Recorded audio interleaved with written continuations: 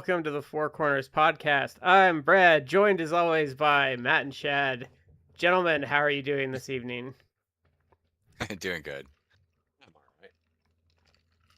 Did I have a regional specific question for both of you? Yeah. Was it like pleasantly warm this weekend and then get down into like the Arctic depths Yeah. again for like Yeah. yeah, On Saturday, it was Friday or Saturday. Friday, it was like 70 degrees. Mm-hmm. Sunday, it snowed. it wasn't as warm as 70 here, but it was at least probably in like the 60s and then Sunday even it was like it's supposed to only be like around like low 40s, maybe 50. It got up to be I think close to 60. It was nice. It was pleasant. And then it snowed Monday. And it was cold all day and rainy today. Like it's Yeah. I don't know. It's fortunately this weekend is supposed to get back actually into like the 70s. That's So where I don't know. that's where that's just the area I live in is always like that, so I'm kind of used to it. I think But see, I think want a Shad's go ahead. area is I think less back and forth than mine is, but he also kind of has the same like you can literally it can be 70 degrees one day and snowing the next. That's just kind of Yeah. our region. Yeah. It's painful. Yeah, I worry because I want an actual spring. Like I don't want it to be like freezing cold and then 2 weeks of like like nice weather and then it's like boom 80 degrees and up. It's like no, I don't. Yeah. Where I live, you're Like not safe until about the second week of April on snow. Not like you're not gonna get buried in like a foot of snow in April, but you might get like a dusting here and there. So I mean, it's not. you historically in this area, like just in like the DC metro area, if you made it to March, you're generally okay. Um, and I say that, but it snowed like the 2nd of March and into like the 3rd. But it didn't really accumulate, and it rained all day. It was warm enough to rain, so like pretty much all the snow melted, except for the snow that is from like a month ago, which still has not melted entirely. So We've caught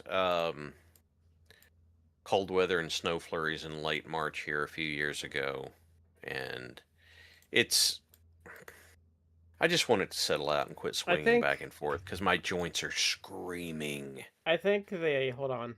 Let me look it up. I think the worst blizzard that ever happened here was in March. Oh no, 79? no, 78. It was January. 78. I thought Okay. 78 might have been March. Okay.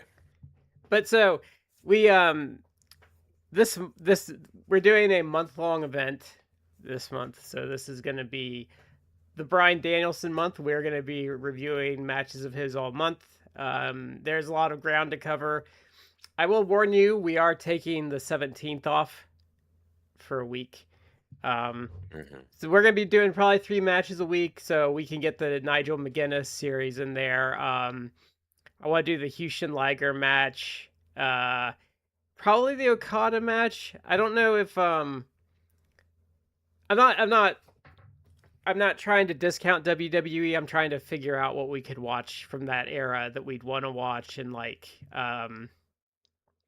probably the Cena match would be the SummerSlam Cena match is probably the one I'd pick from his run there. We would have to find that stuff and I don't know how with Yeah. their recent changes. I don't know where to find stuff. So and AEW's been pretty good about putting his big matches out there for free. hmm But I'll see what I can do on that front.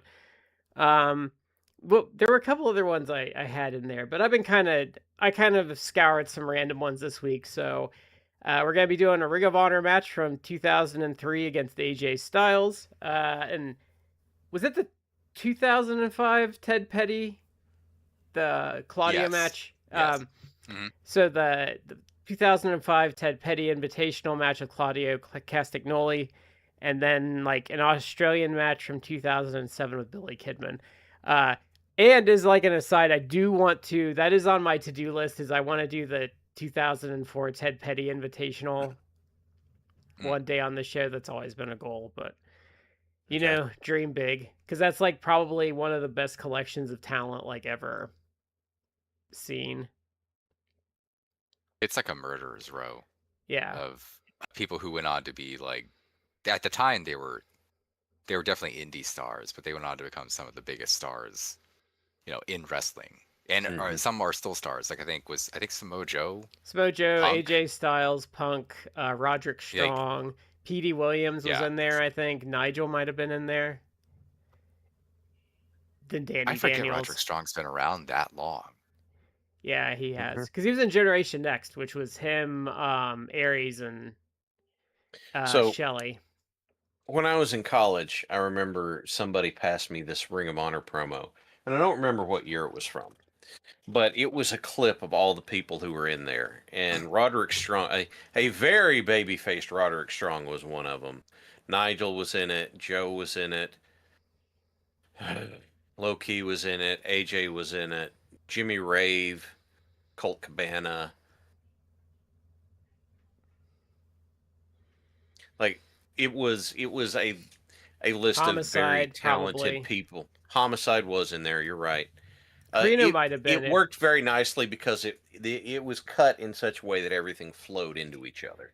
There's And you've probably seen it. my favorite Ring of Honor But promo of all time was Paul London. Cause so when it first started, like Rudy Boy and like the Shawn Michaels crew was bringing like a lot of their guys up. So like Spanky, Paul London, Danielson was with them, but he had already established himself. So Paul London's first match, he wrestled this guy and he did like a dive and the guy broke his ankle and the match was over.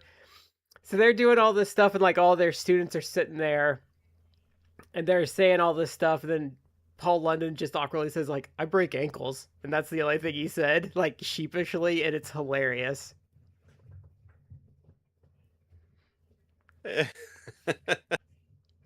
But that's like the one promo I remember. Well, there's a weird promo where like Jerry Lynn was letting someone listen to his music, and he had like the biggest like Discman I've ever seen in my life, like Mhm. absurdly like large. But so that's our main part of the program, but I did want to briefly talk about what's in the box because that was on Elimination Chamber.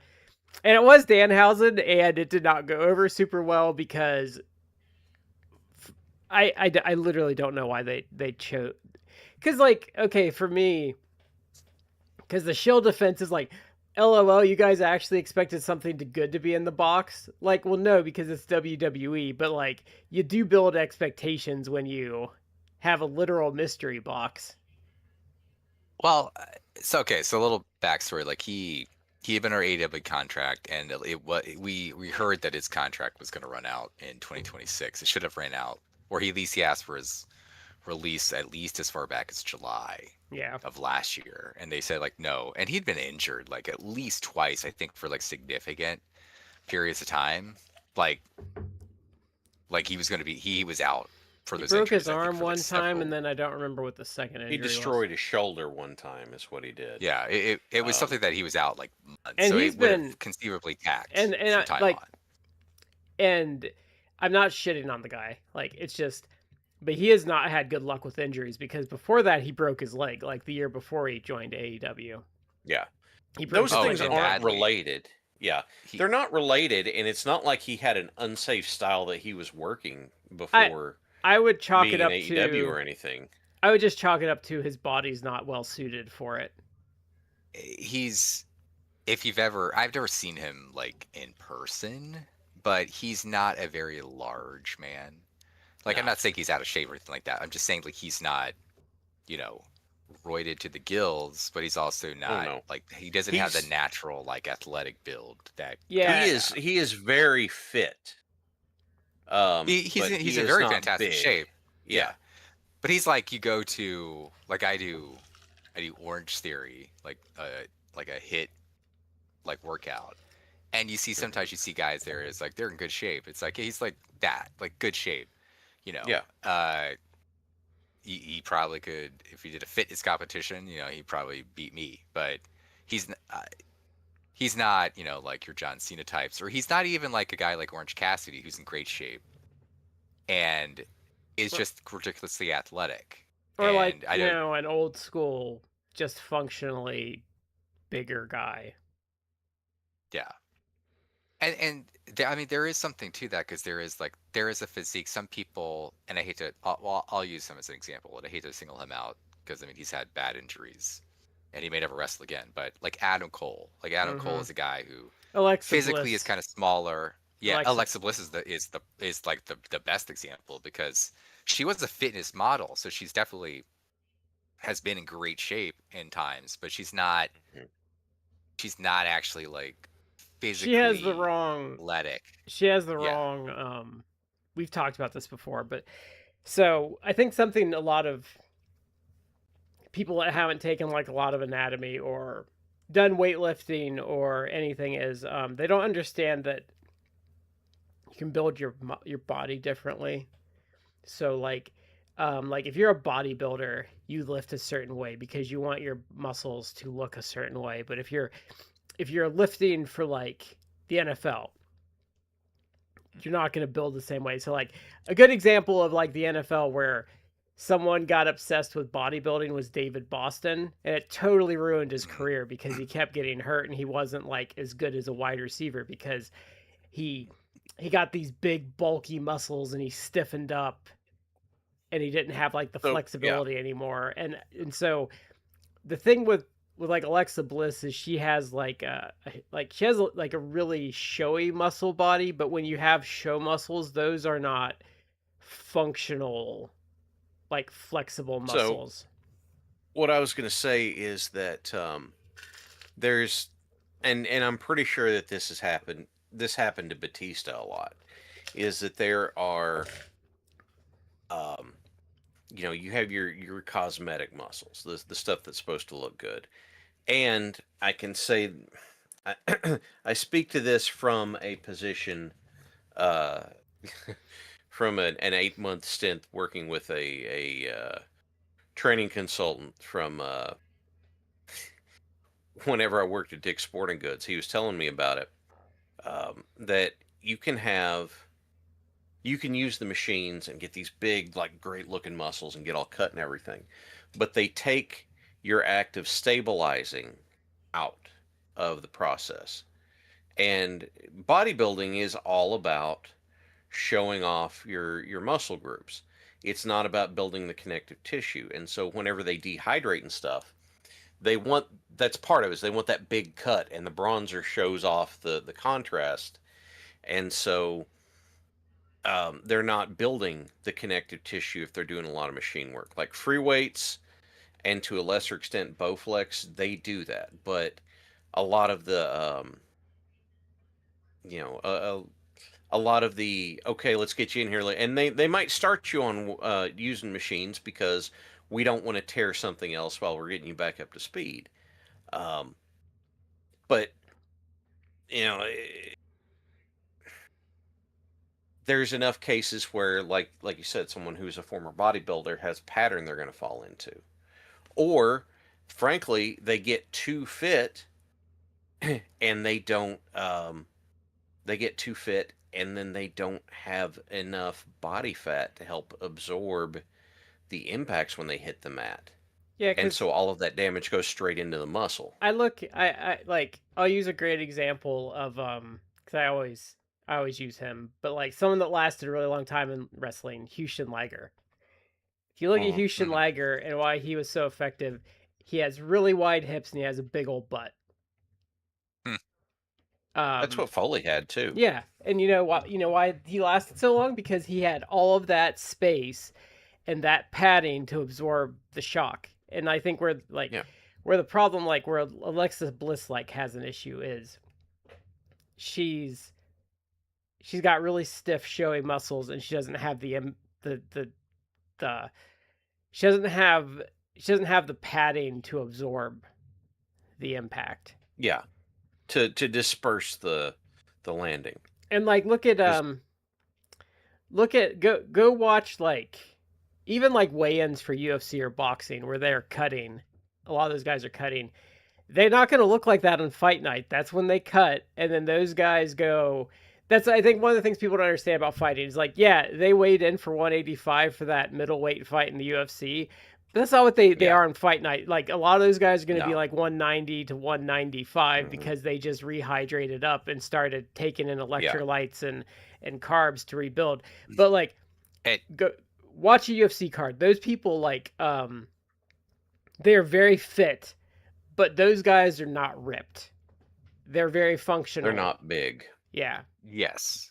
And as an aside, like I actually, it really bothers me because I've seen too many guys like just pass out. There had, but who had, someone did that recently. Like they did the weigh in and they literally like they did the weigh in and like there was a walking back, they like just dropped unconscious because it's Yeah. like it's actually not healthy, and they've done many studies showing it's actually very very bad for you, and Yep.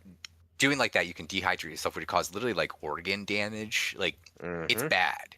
There's So there's I, some states, I know California passed it recently, but some commissions are starting to adopt you can only cut a certain percentage of your body to for a weigh-in. Like I think Mhm. if you cut more than 10% of your body, you can't do it. Yeah, it's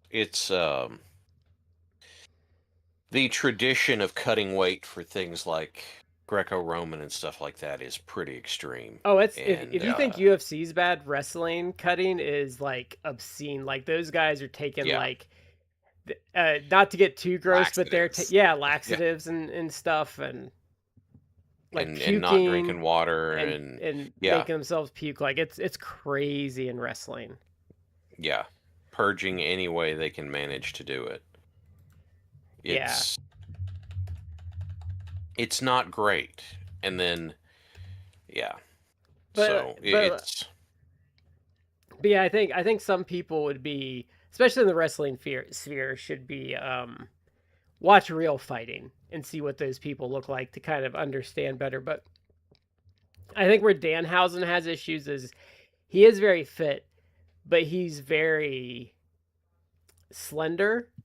He's very lean. He's got a very lean build, and yeah. I just don't think he has great. Like I don't think he has His a lot. He's lean, but he's not even lean like an Orange Cassidy, because Orange Cassidy's like very lean, but he looks like But Orange muscular lean, Cassidy's like in Orange shape. Orange Cassidy's a freak though, because if you watch He's a little bit of a freak, but if I you mean, watch The Floor Is Lava when he and Chuck mm, Taylor and Chris Statlander are on there, like he doesn't yeah, make it, but he makes the course look trivial when he's going through it. he Like he makes does. it absurd, like looks Because he travels that course in character. but yeah, he's just like hopping and doing all this stuff. And Chris Statlander looks stupid too because she did this jump that literally I think 95% of people would have slid off, and she just was so strong. She just landed it. Yeah. Yeah. But my favorite part of that is he does the thumbs up as he dies. yeah. See, Yeah. he had the wherewithal to give the thumbs up as he's sinking into the Yeah. lava. But like he's doing this stuff and it's slippery and he's just hopping like 1 foot, like, oh, I'll do this and I'll do that, and it's like, oh my gosh, this guy's ridiculous. Yeah. I don't know his actual background, but it would not surprise me if he has like a gymnastics background, something like it's Yeah. the movements are too fluid. But I have his autograph as I- Fire Ant somewhere. Yeah.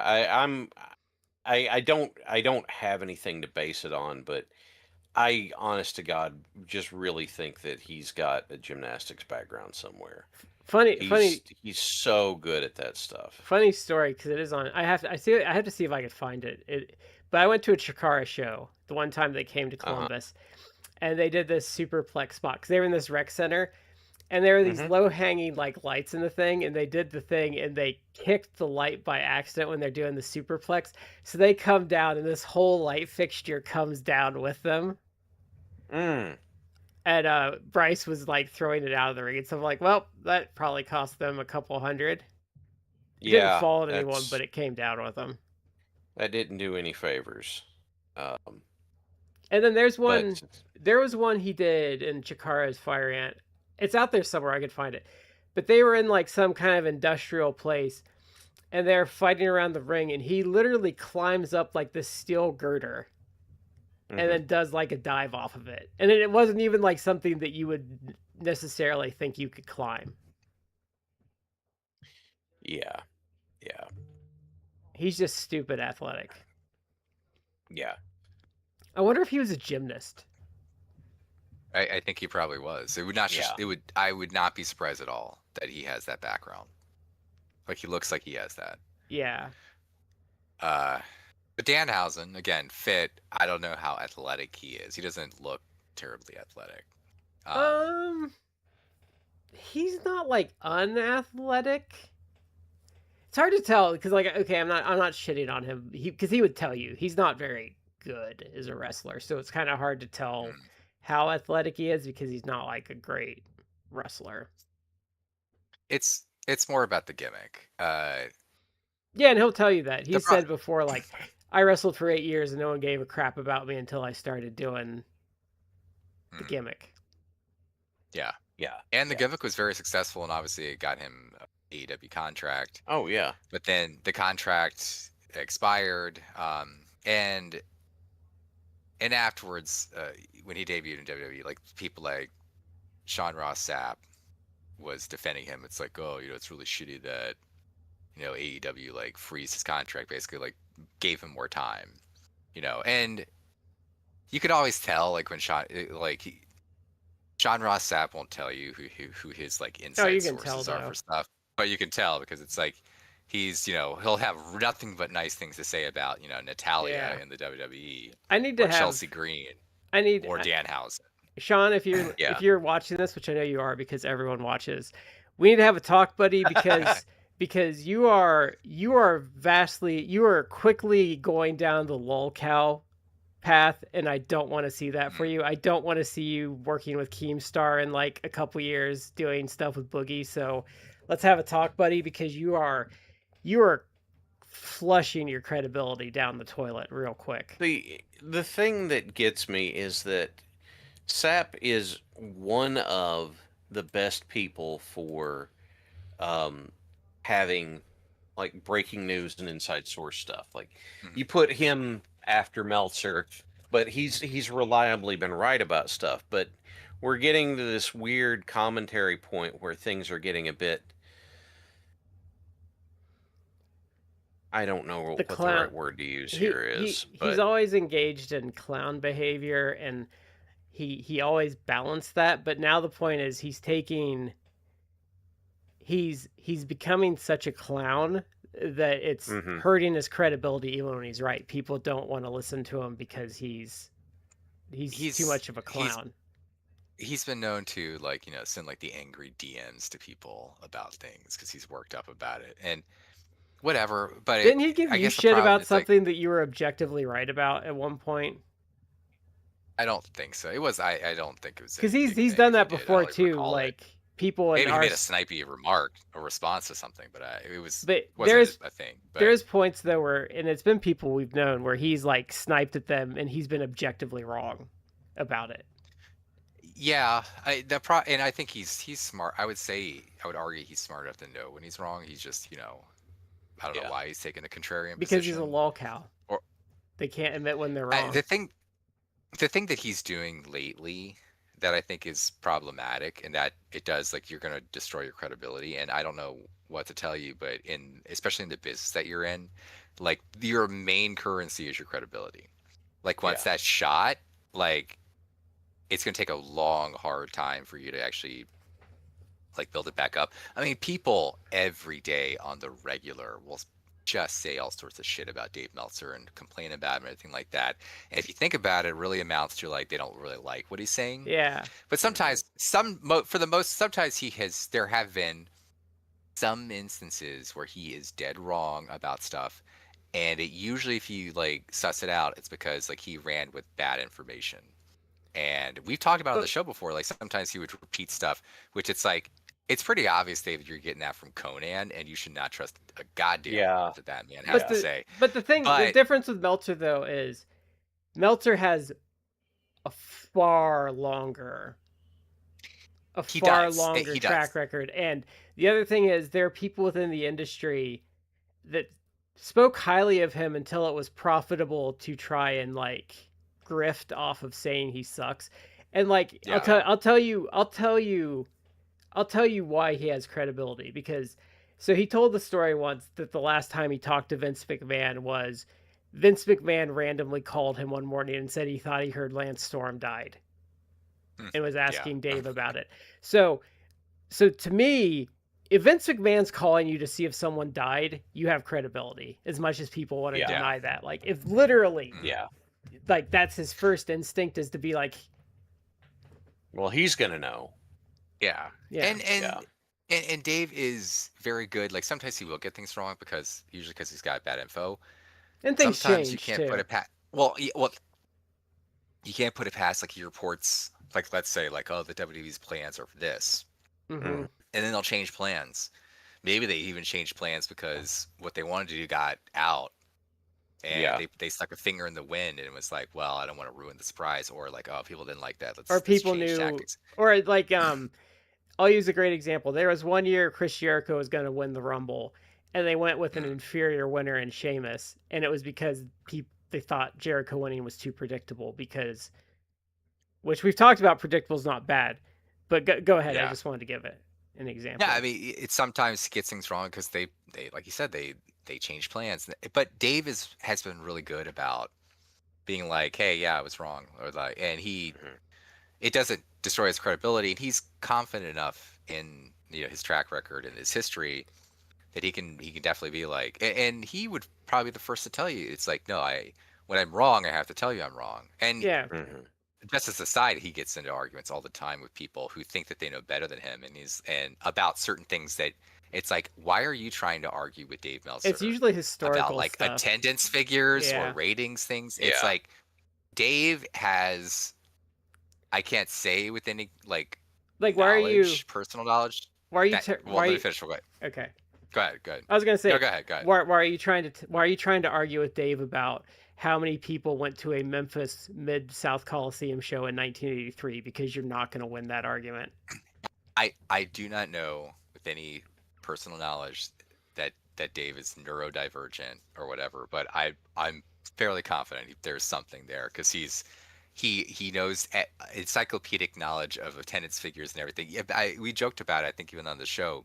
You'd hear like sometimes before they're on video, but when it was just like Dave calling in, talking to Bryan Alvarez, they would talk about ratings, and you'd hear Dave, you're like, oh, hold on, and you just hear like papers rustling in the background. He's looking through all the. It's like Dave knows.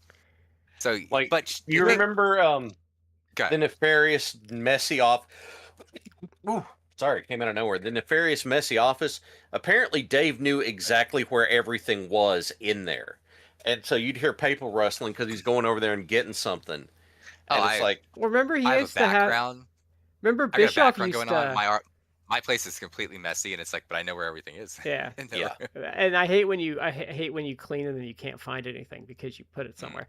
But no, remember that was part of the argument with Bischoff because Dave ran him down. I was like, yeah, who used to call me to get quarter hours and to give info because they weren't paying attention to their own product. And I agree with you. Yeah. Dave's very good at being like, well, I was wrong, or well, they changed something. This is what I was told. And then when you get to Sean Ross Sapp, he doesn't do that. Like Sean Ross Sapp immediately goes to, well, no, I was right. You're a doo-doo head. And it's like, well, no, you were wrong. And he gets defensive. Okay. I have to admit that Sapp clowning on people that are being stupid at him is amusing. Because he keeps receipts on that stuff, but he's going into it too often.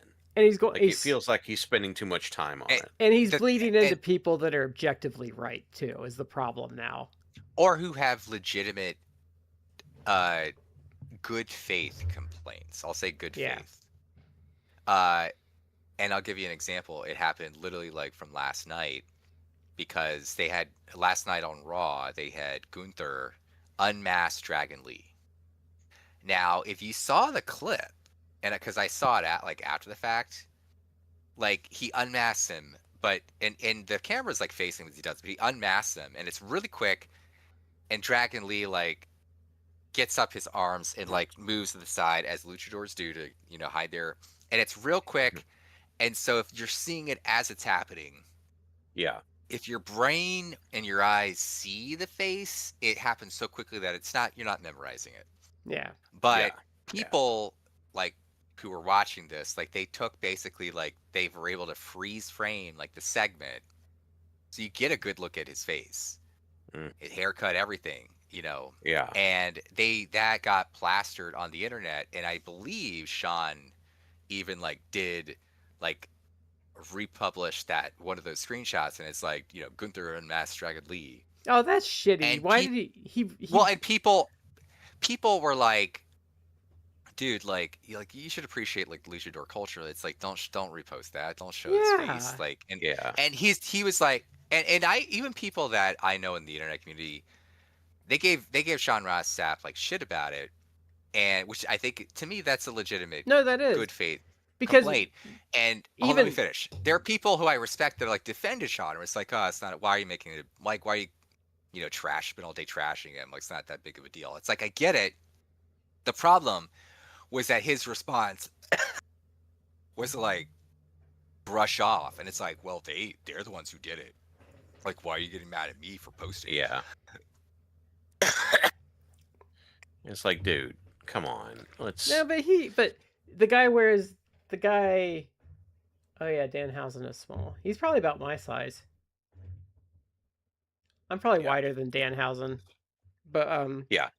I knew I had a picture around somewhere because I have two, and one of them was when his shoulder was in the sling, and I was like, let me find the other because that's a better but comparison. see, I would but guess he's probably like my size. but the thing is, what my problem with Sap doing that is he wears a mask for a reason. I'm not even gonna go into the luchador thing, but the guy wears a mask for a reason, and you're not. He was covering his face, like it's not.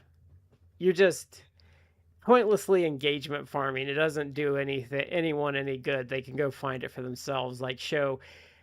I don't know. I hate the people that go into the super like respect the worker things, but it's just like you don't need to post it.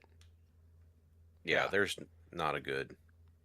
Well, and one other thing that recently, like, Sean was being like real shitty about it. So he got, I think, Russell Purist. I think like he signed one of these. Basically, Oh, he's got a couple of Wrestle votes. Yeah.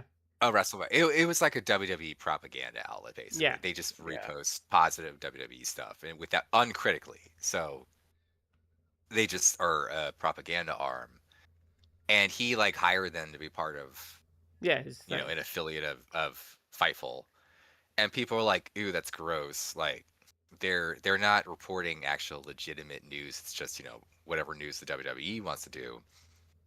And he just defended it and was like real shitty to people who like complain about that. It's like, well, I'm just giving people what they want. Like, why are you giving me? So my problem with to me about it. It's like my problem with that was giving that's a bad attitude though. It's like you can put any sort of slop up there and be like, well, people want it.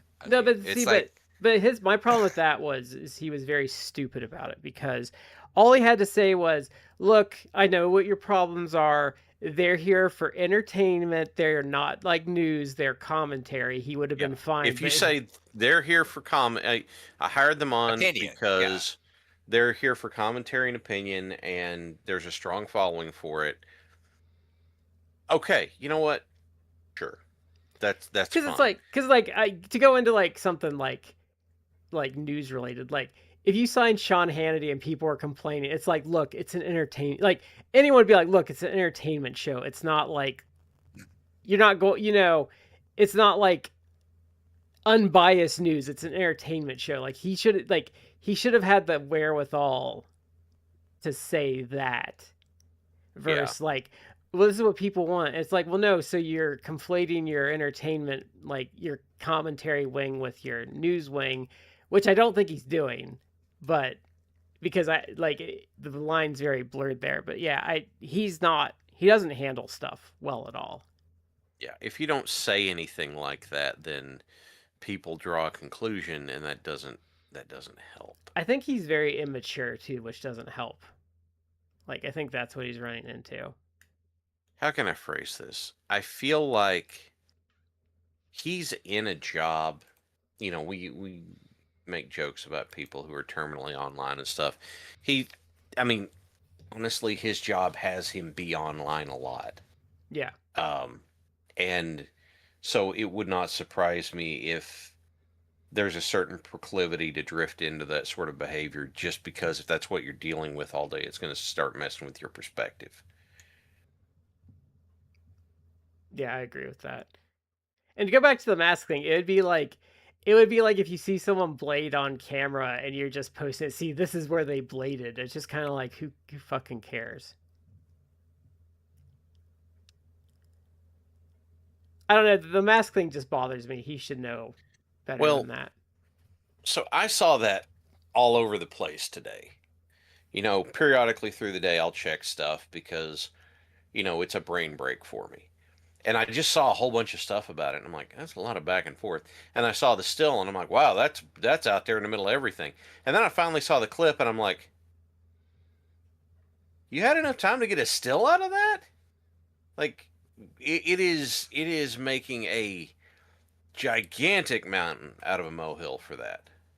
So, Well, if you throw it through like a video editing, you can stop it like to the frame, yeah. But I'm just saying, like, that is frankly a nothing burger that's been a huge thing. I was gonna do the Jack Torrance, like 1 extra pound per second per inch, and I can't remember the direct quote though, but yeah, I just think, like, I don't know, it just bugs me. I just Yeah, it's frankly it's making a big deal out of something that wasn't a big deal. And if it had just been like, look, man, here's the clip, watch the clip. Nobody saw it live until somebody made a point of dragging this out there. and It shouldn't be a big deal. and Meltzer's been like, I don't like everyone on Meltzer's platform. We have some specific issues with a couple of people on there, but he's never brought anyone in that I would say is as damaging to his brand as like what Sean Ross Sapp has done.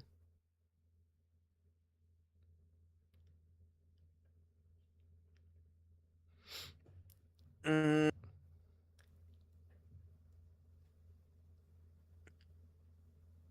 you know what? I haven't kept track enough, so I can't really have an opinion it's like, on that. I mean, you have some people I think like aren't great on air, which I'm not gonna name names, and then like a lot of Alvarez's people are like Alvarez, like, so the thing is, like, Brian and Vinny and like a lot of the characters that come in on that, like, what people misunderstand with Alvarez, and like a lot of the complaints about him are legitimate one, but some of the complaints other people have is like, well, no, he's running like a morning radio show in a lot of ways, and like you're Yeah. complaining about him bringing It in is- like characters and like segments and bits and stuff. Oh, if that's the complaint, like that's actually the tolerable part of him. The biggest complaints of him, which I think is, and I've met him, he's a very pleasant person to interact with, but it's almost 7 years since I last met him. Mhm. So it's been my oldest child was not even born yet. It's been a long time. But at this point, he's, I think, completely burnt out Oh yeah, he's of totally wrestling, burnt out. and it shows where it's like that's the complaint. And then we talked to other people before, like other Brad, Mhm. where it's like Brian will get on there and be like, "Why didn't AEW, like for AEW, his AEW, he's like, why didn't they do this?" And it's like they did. They Yeah, actually did it in no- the segment Yeah. right before He- you're the he one you're wa- talking about he's- now. You were just watching this on fast forward, so you didn't catch that part. But they Well, I think he actually did do watches. that thing I that think you're he complaining watches about. too much stuff too, so he can't keep things straight. But Being isn't able that to, yeah. isn't that his job? Well, I mean, Like but I think he could do other things. I mean, but if Yeah. I had a job where I'm getting money, like we watch stuff for the show, like I'm not getting all this money. yeah, but like It paid me like a lot of money for the show. But and it's that like, but does- if you did, that does give I do me. it we do this for enjoyment. If we do this enjoyment, but if you're paying me like a Yeah. certain amount, even a small amount, pay me $200 a week. Yeah. Like what, $200, and I will pay you to review like this, like 4 hours of like 2 different 2-hour shows, 4 hours. Yeah. Better be sure I'm gonna actually sit down and watch that and write notes and talk about But- it, have an but opinion I do about it know- when I do a show, because that's money in my pocket and I take it seriously. I do What, know- are we getting offers? Well, but I do know from Anyone like who wants, I can. I do know from experience though. I watch far less, And there are numerous times on the show where I've been taking notes and I'll see something like, "Oh, I'll remember that," and it gets to the show and Shad's like, "Oh, you forgot this part." I'm like, "God damn it, I didn't write that Yeah. down, and I thought I'd remember it." There's That's I why I have agree. like a little notebook that I write notes down. I agree that there comes to be a certain point where things are with as much stuff as he has to watch, it doesn't surprise me that things blur together. And so I think I'm a bit more forgiving than a lot of people on it are. Um, And but I think it was his last child came is where the burnout started because I mean, obviously, I mean, I haven't been a new parent, but I the struggle is you don't sleep for like the first 6 months at least. So I think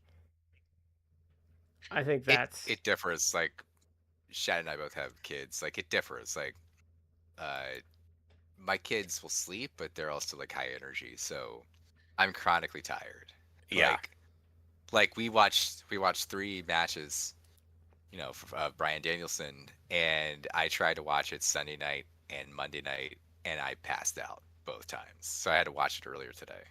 I had to yeah. carve out time to watch it. I had to So take part of my lunch break in order to watch some of this today yeah, and be caught up. And um, that's not a complaint. That's just a fact. But there's if my job was watching this all the time, I can imagine getting to a point where I'm just like, oh well, I guess, but god.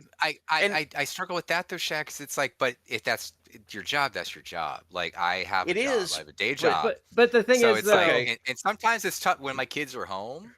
Like yeah. it's tough to actually do that yeah. day job. Actually, because they divide my So attention. So I get that, but But also like but I that's what I'm know getting for paid for, so I actually focus on what I I'm know for doing. me though, it's like, okay, well there's this Stardom show I want to watch.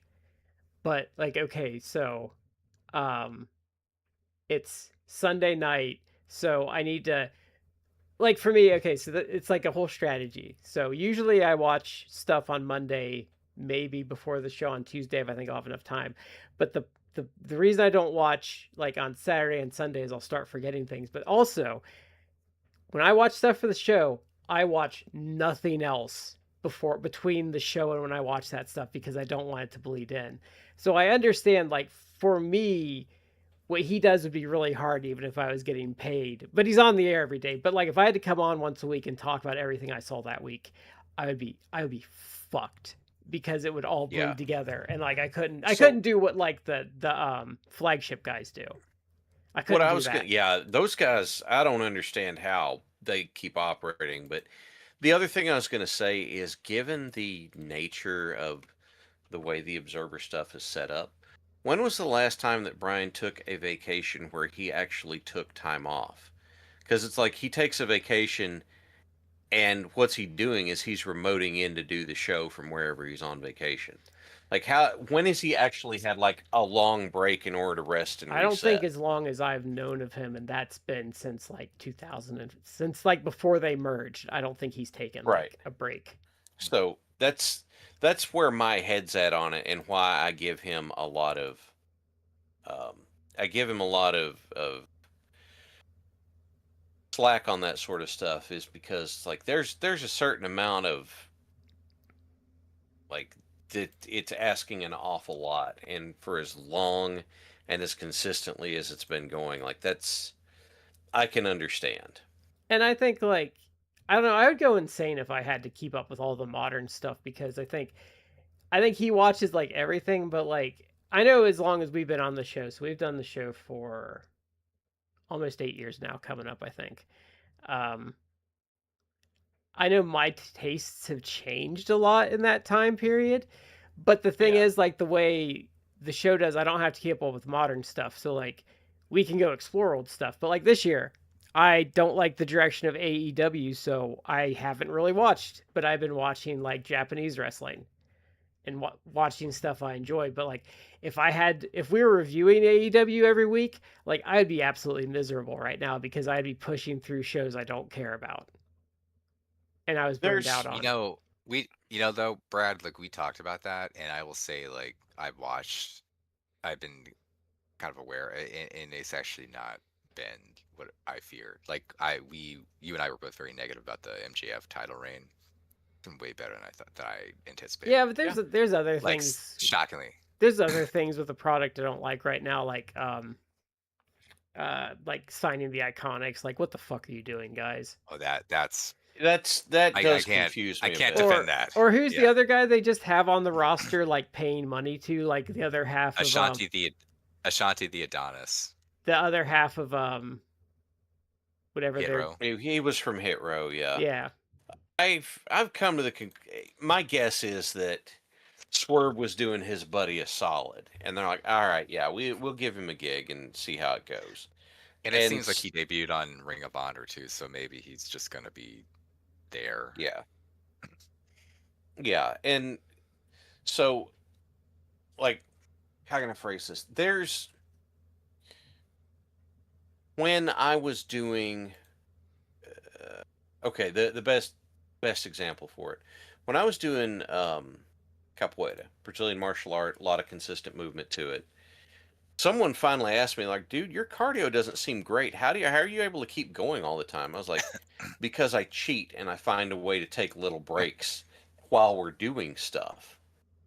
And that's kind of what I'm doing whenever I'm watching like long things. Is there are going to be times when I'm just like if I'm watching Dynamite and I'm like, oh, I don't give a damn about this, then I'm refocusing basically for that whole segment.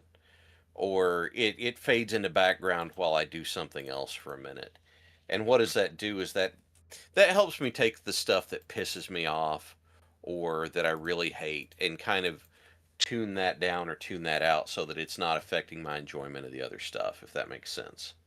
There's this mobile game that came out and they have a jobber tag team and their tag team name is Bathroom Break. It's a good name. But I just That you, but I think like the thing is like with the AEW thing, like I'll be back, but like there's a lot of people, even with ones they like, but like you see it with the grifters that like they're like, well, it's ruining my marriage. Like, well, then stop doing it, idiot. But it's yeah, like, that Oh, stuff, yeah. that's your fault. yeah, Don't give me that's the fault of the company. That's your damn fault. yeah. But it's like for me, it's like, well, I'm not gonna push through something I'm not enjoying because that'll just make me resentful. It's like Yeah. like why we haven't reviewed a modern WWE thing in full and since like year 3 because for one, we don't like the product, so we're not going to objectively review it. So if we're just going to shit all over something, why are we going to watch it? The only reason I could think that someone might want us to do that is to hear us get pissed off and start ranting about it, which I'll admit that could probably be amusing occasionally, but not all the time. And the last one we did like review something, it was because I thought it was going to be funny, and I take full responsibility for that, is the Pitch Black Mountain Dew match because I thought it was going to be funny, and then it wasn't funny, it was terrible. It wasn't even like funny terrible. It was just terrible. And then tragically, I think that wound up being Bray's like last match. Yeah, it was. It was, yeah. Passed away like a few weeks later, months later. Months later. 6 months. Yeah, 8 months. Yeah. That should have told us something though, because I was thinking about that recently. Like, you could really tell there was something wrong with him that last run. Well, I didn't take it as there was something wrong with him. I took it as here he is. He's been given this Mountain Dew Code Black match in order to have all the. So he's trying to do his best to lean into the gimmick and make something of it. It's just, it's really hard to make chicken salad out of chicken shit. So. No, remember though, we were talking about it. I remember and I thought he couldn't see the way they did things, and now I rethought it. I'm like, maybe he just like was blown up like instantly because of all of his issues. I would have to go back and watch it again. Yeah, and frankly, I don't want to. Yeah, it's not even because it's like, oh, but it's because it would make me sad. I fully recognize that Bray was not like the be all end all, like the Renaissance man that was going to change, but he was different, and I enjoyed how he did different, and that sort of stuff. And so I wanted to see that go well, and then as the years went by and they kept not doing, taking opportunities that were right there in front of them, that upset me more and more. And I just don't. I don't want to go back and watch it and see. It's like this was Bray's last match because they couldn't get their finger out of their ass and get behind the guy, so they're throwing him in this stupid gimmick match, and he's trying to do weird stuff with face paint to make it work, and do weird stuff with like how they're working the match. I just don't want to watch it. Yeah. It's like, but people get weird with that stuff because people keep like, well, Keith Lee's going to come back. It's like, bro, Keith Lee is not coming back. Would it be nice if Keith Lee came back? Sure. Do I expect it?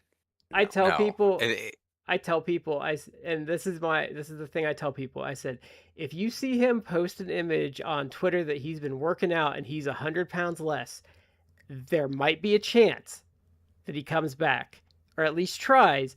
But unless you see him lose a shitload of weight, he's not coming back. Yeah. And he may have just permanent cardiac damage. Yeah. So I don't know that it's a good idea. But occasionally, not all the time, but every like 6 months or so, you'll see someone on Twitter insinuate that that Tony Khan is just keeping him off TV for no good reason. Like he just because he has some issue with Keith Lee. It's like, I think you all need to realize, sit back and actually pay attention to his entire AEW run. And there has never been any sort of long Keith Lee He's been hidden in tag teams, yep. From the very start. And I think that should tell you something. It's because to the extent that when he did work, he was in the match only a few minutes at any given point in time and then out again. And so, you need to understand that he had COVID, and Keith Lee probably has every comorbidity you can possibly have as a younger person for COVID, and it did not go well for him, and he has never wrestled like a long singles match since he had COVID. And that's probably why he got released. Yeah, we're now like 6 years after the heavy part of COVID I think began. We're about a week from when like the lockdowns started to hit hardcore, I think. It's roughly 6 years, and now I don't know the last time I know I got COVID. Like I tested, it's probably been like 4 years or something. Could I have had it since then? Like maybe. Like, because now it's mutated to the point where unless you are in the really strong comorbidities or very old, then you get COVID, it may almost be indistinguishable from like, oh, I got a flu.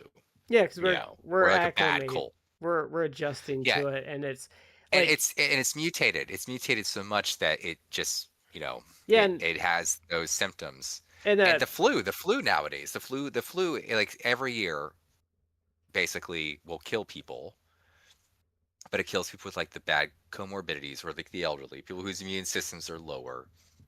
But back in the day when you first got COVID, like the earlier couple of years, it's like, no, you got really bad strains. Well, and it was stronger. Yeah. Yeah, I remember the first time I got COVID, which is actually like a couple years after like the big one. It was before Omicron, I think. I don't think it was that. But I mean, I got it.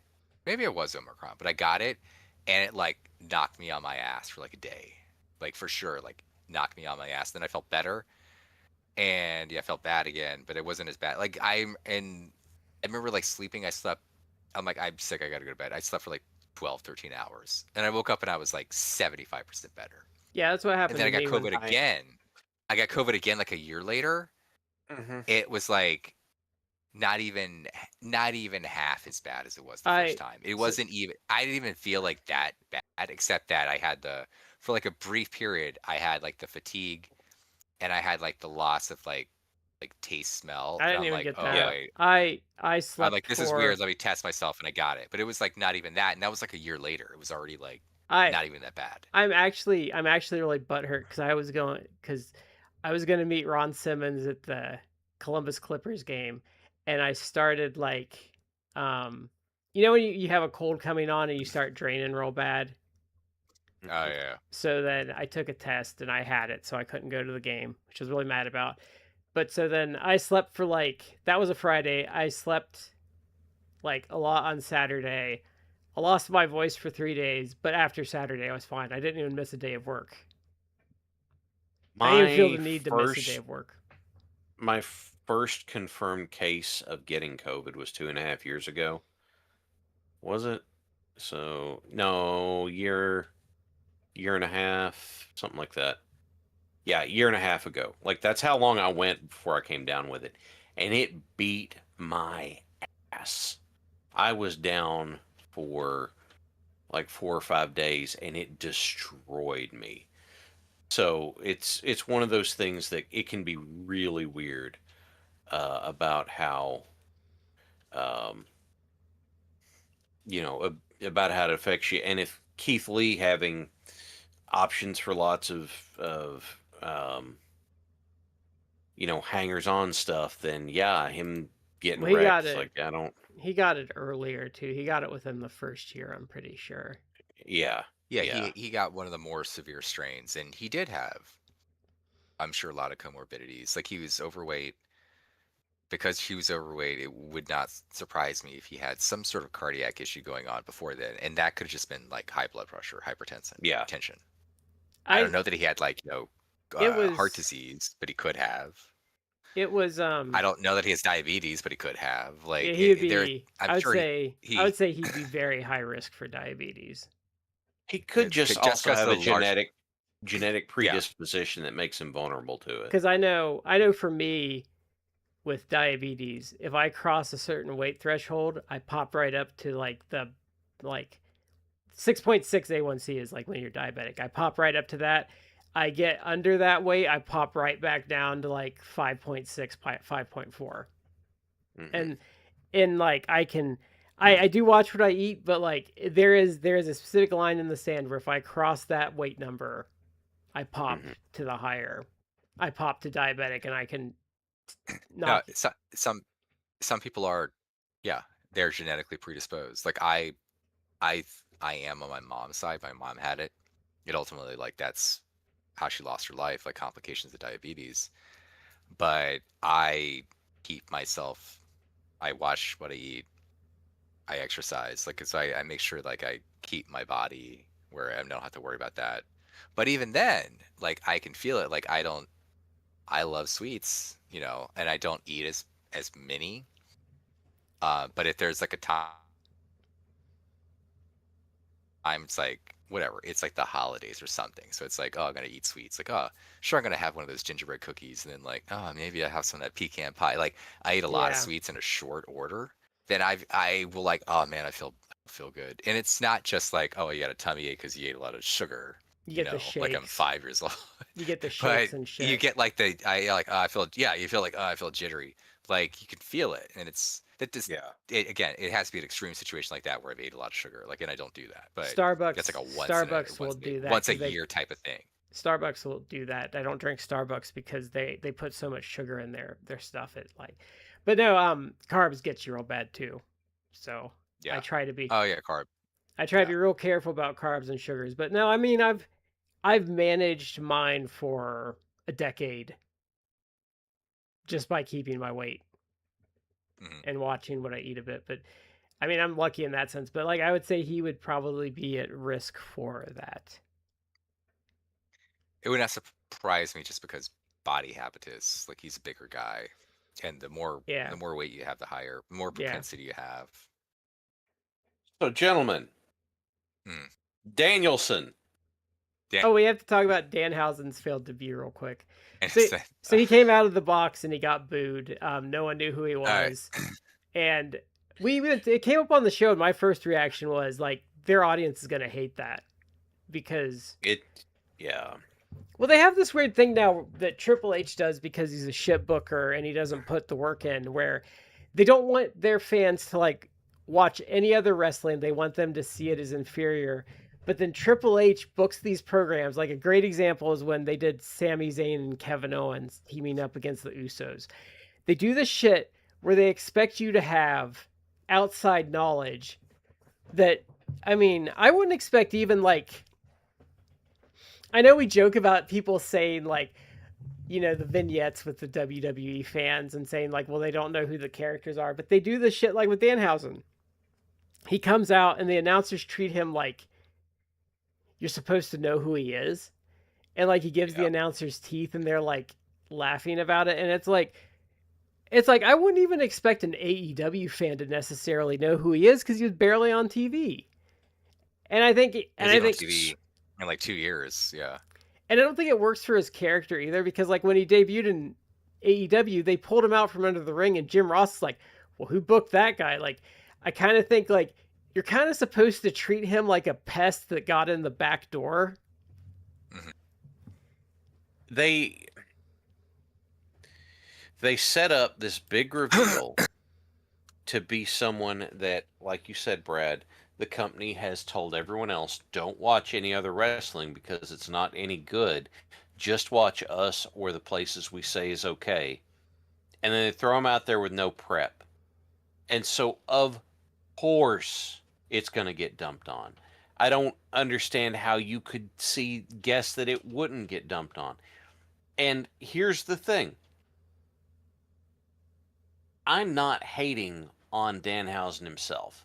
I soured on him, a lot. I used to be a really big fan of his. I soured on him a lot, but I don't. It's not like I wish him bad or anything like that. If he thought going there was going to be a good career move, that's fine. But having a hissy fit and then posting a gif of the genie from Aladdin saying "I'm free" and immediately debuting on WWE is like, yeah, you're super free there, aren't you, dude? Yeah, good job. How much of that merch cut are you going to start getting? Merch cut are you going to start getting now? What about those indies you liked working so much? Like none of that's happening. But on the other hand, they said, "Oh, we're going to have you debut here, and we're going to do all of this," and he's trying to make the best out of that situation. Okay, fine.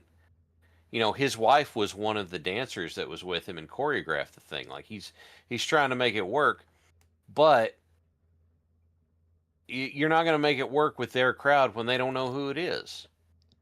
They don't like surprises when they don't know who the surprise is. Well, and they had built their hopes up to better than that. Like I think Chris Jericho was unreasonable, but like it was also a 3-hour show that had about 90 minutes of wrestling. So you're also making them sit through all this shit, and then you make them sit through a dance number on a wrestling show. Oh, well, just overall, like the Elimination Chamber. We're not going to get into that because we could talk about that for another hour. But it was not well received.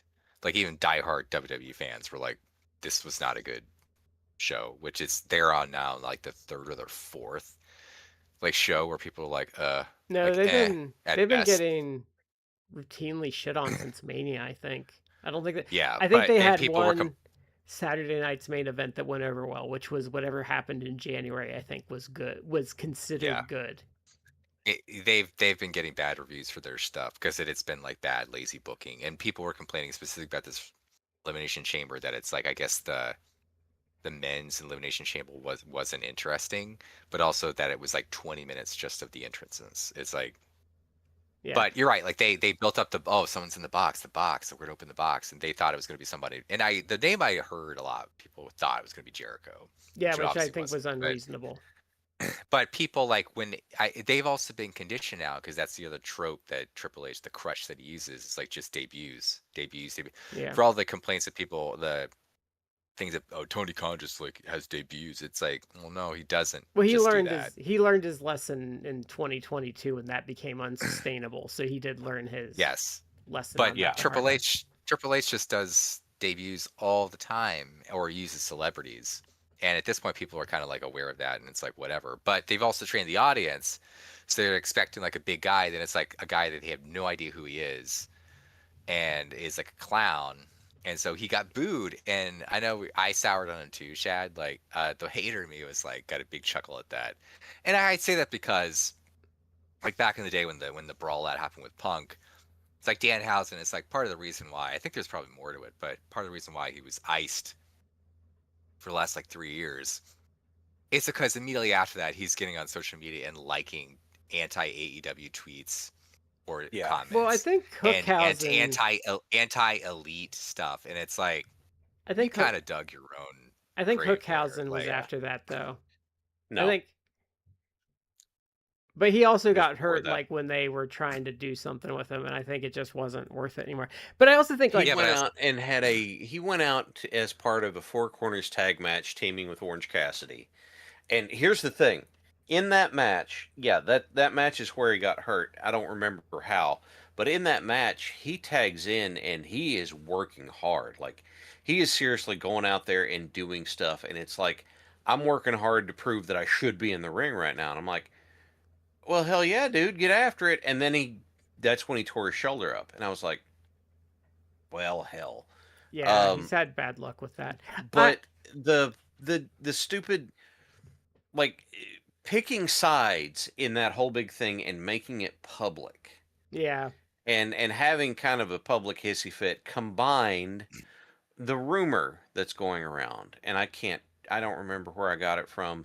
I have a habit of trying of wanting to discount things if they're places that I don't think might have credibility. So I like to think I'm right about this, but it was, hey, he wants to be on, he wants to wrestle more. Okay.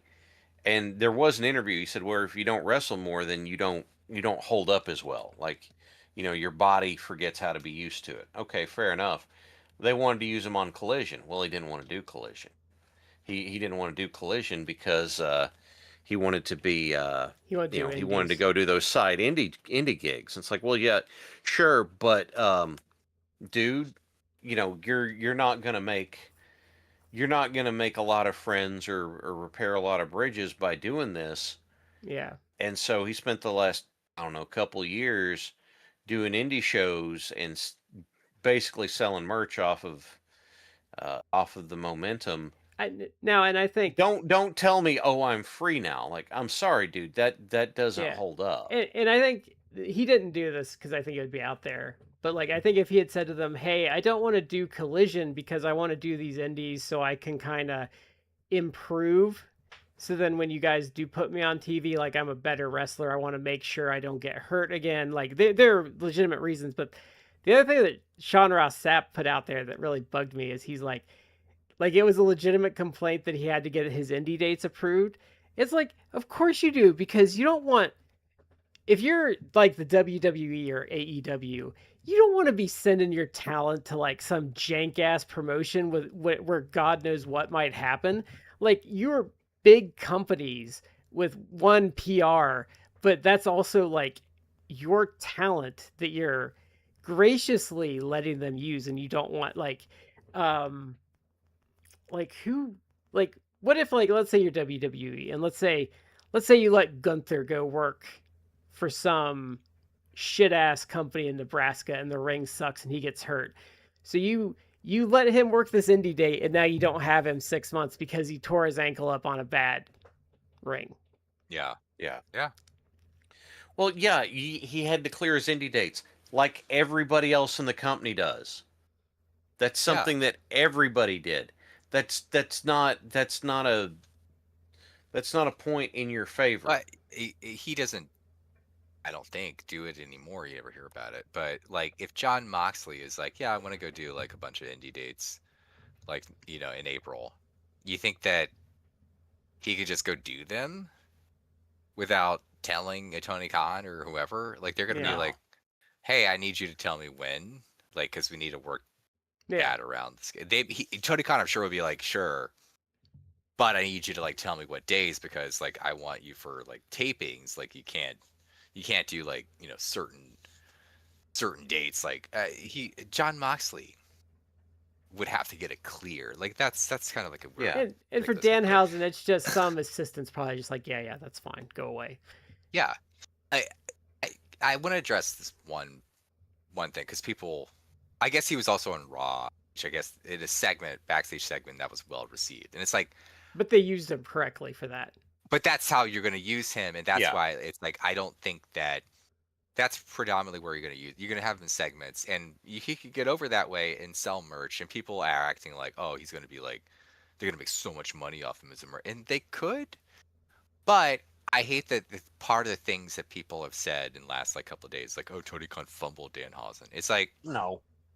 he didn't, and this is No. why, because in ring Danhausen doesn't do it. He does it as a character, But AEW isn't really like a character driven. It's that with some exceptions, like Tony Storm obviously is a great character, But Tony Storm can go. but she can also go in the ring, and that's the thing. Orange Danhausen Cassidy like is a didn't character. Yeah, same good. He thing. also can go in the ring. Yeah. Danhausen didn't really fit, and I'm pretty sure that AEW made already a lot of money off his merch in Yeah. the 2-3 years that he was there. Well, and 4 years. I think he was being resistant to what they wanted to use him as, which was a mascot. Yeah, he maybe and look, I in fairness, like if you're a wrestler, it's like you want to wrestle. You don't want to be like I don't want my thing to just be like I'm now like a manager Yeah, or a I'm a mascot. meme. Yeah, like but that actually is your value. Yeah. And that's what's gonna happen in the WWE. It's like you think that he's gonna be out wrestling every Yeah, every 'cause week, not on Raw or SmackDown, like maybe on main event or whatever, that's indie YouTube show that they have or something. But that's what I hate when when guys are like resistant to that. Like especially like older guys and they don't want to do conventions or they don't want to acknowledge it. Like if let's say like Dennis Stamp was still alive. If Dennis Stamp was doing the con circuit, he would have huge lines because people want him to be like, I'm not like sign their thing that says I'm not booked on the show or something. He would do all right. Even names that like APA or Hacksaw or stuff like that have ebb and flow, and he didn't have as much notoriety as them, but he could do okay. But Um, but like here's the thing: oh, go if ahead. I had gotten, we're just theory crafting. Let's say that I had gotten somehow something I did that was a gimmick got big enough that one of the major companies wanted me, and it's like, look, we just want you to go do this thing. This is the thing that got you here. This is what we want for you to do. You know what? As long as I'm not killing myself doing it, fine. I will dance monkey dance. You know why? Because that's what I'm gonna. You gotta race with what you bring to the track. And it'd be like, And it's once I'm there and I'm doing it and I'm doing the stupid thing, I'm going to look for opportunities to do more and try and grow out from it, but I'm still going to dance with the one that brought me. but it'd be like, how many zeros is on that contract? Like, and you want me to do what now? But like, there's to me, like, though, I mean, I wasn't a wrestler and I don't get the ego part of it, but part of it, like, I think the Bushwhackers is a great example to me of like, wait, like, I just have to be an idiot on screen for a little bit. I don't have to kill myself, and you're gonna pay me how much now? Like, okay. Yeah. I just saw clips in the last like week or two of Bushwhacker Luke, like he did a match and dude's like 80. Oh, And it yeah, I was think I saw. obviously Yeah. nothing like special. He went out and did the walk and like did the most low impact spots where he did not take a bump at Yeah. all. But he still did something like 'cause he got a payday. Yeah. And it's like, yeah, it's been like 35 years, maybe 30 years since he was in, at least over 30, like maybe not 35, but like since he was in the WWE and relevant. Oh And no, they hung around. I mean, they were hanging around till like 95. Because they would pop up on Yeah. random shit for a long time. yeah. So, and I mean, look, they beat the hell out of themselves when they were the sheep herders. So then it's like, Yeah.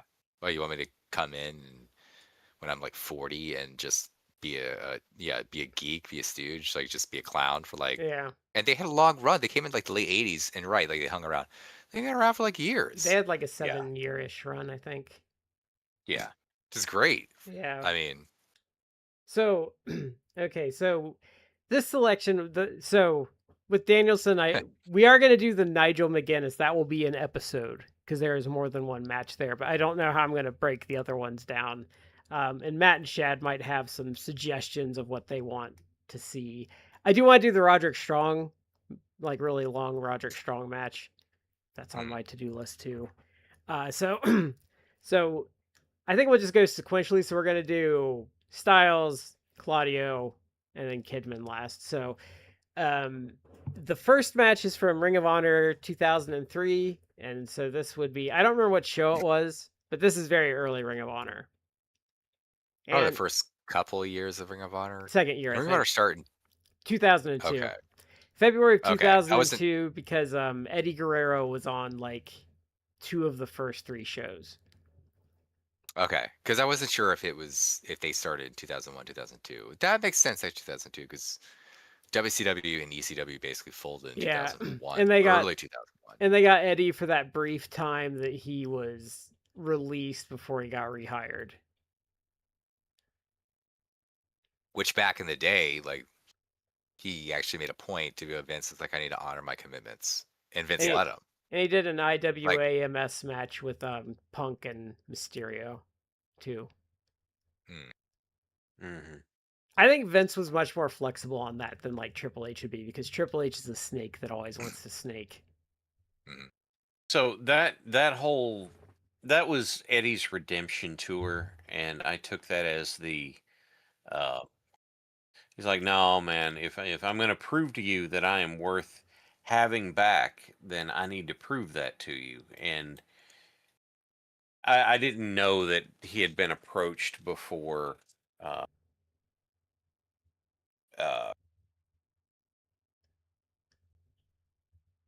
before he did that, that he had been doing the. Well, he's trying to prove he was clean, Yeah. right? Yeah, well, he was trying to prove that he was worth having around again, and he had gotten like real bad with the opiates and the alcohol. I think maybe not at the same time, maybe at the same time. I'm not sure. Well, I know he had an opiate addiction from a car wreck, Well, and and I know he had an alcohol problem.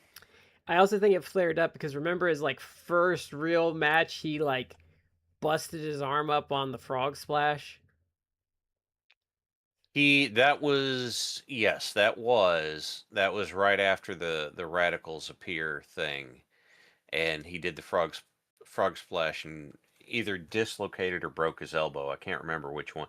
It was just one of those freak things that happened, and He it was just really landed. bad timing. He just landed a little weird on it, but I don't think he Yeah. missed like much time, but I do think like that looked painful. That was in that stretch where he was doing promotion stuff for him, or he was doing like manager stuff for him, and Wait, and he had that sort of extra stuff. large elbow pad for a while, I think, to help.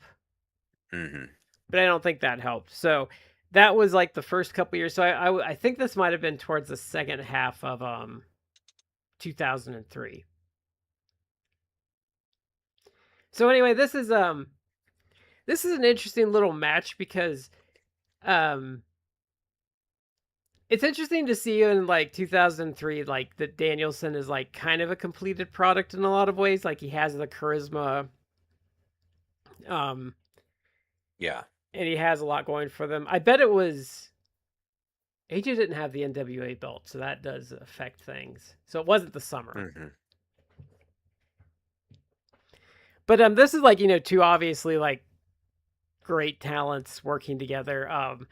I thought it was a pretty good match. I liked this is a thing we're gonna probably talk about a lot the next month with Danielson is I really appreciate that Danielson as a worker understands like he's very disciplined in like how his matches are structured. Like it's not like a lot of other matches where it's like, oh well, why do one super kick when you can do 50 of them?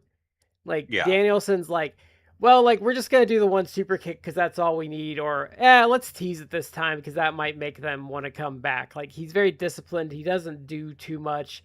I would say his match structure is never like overthought, and he doesn't do like the self-conscious epic that I've seen in these yet. Yeah. I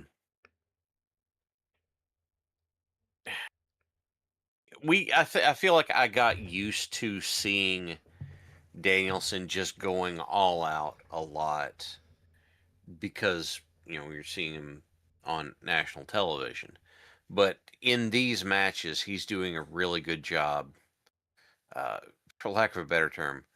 He does a really good job keeping it in his pants. He's not throwing out more than he needs to for the sake of like doing it. His high spot in these have typically been like the flying headbutt. That's been like his big move.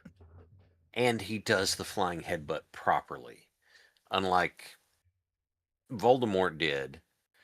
When Danielson goes up, he does like swan dive his arms out, but when he lands, his hands are down here, like he's protecting himself on the landing, as All opposed to the like my hands are right here and I'm just landing forehead first. He does more of the Harley race like whale flop, flying Yeah. headbutt.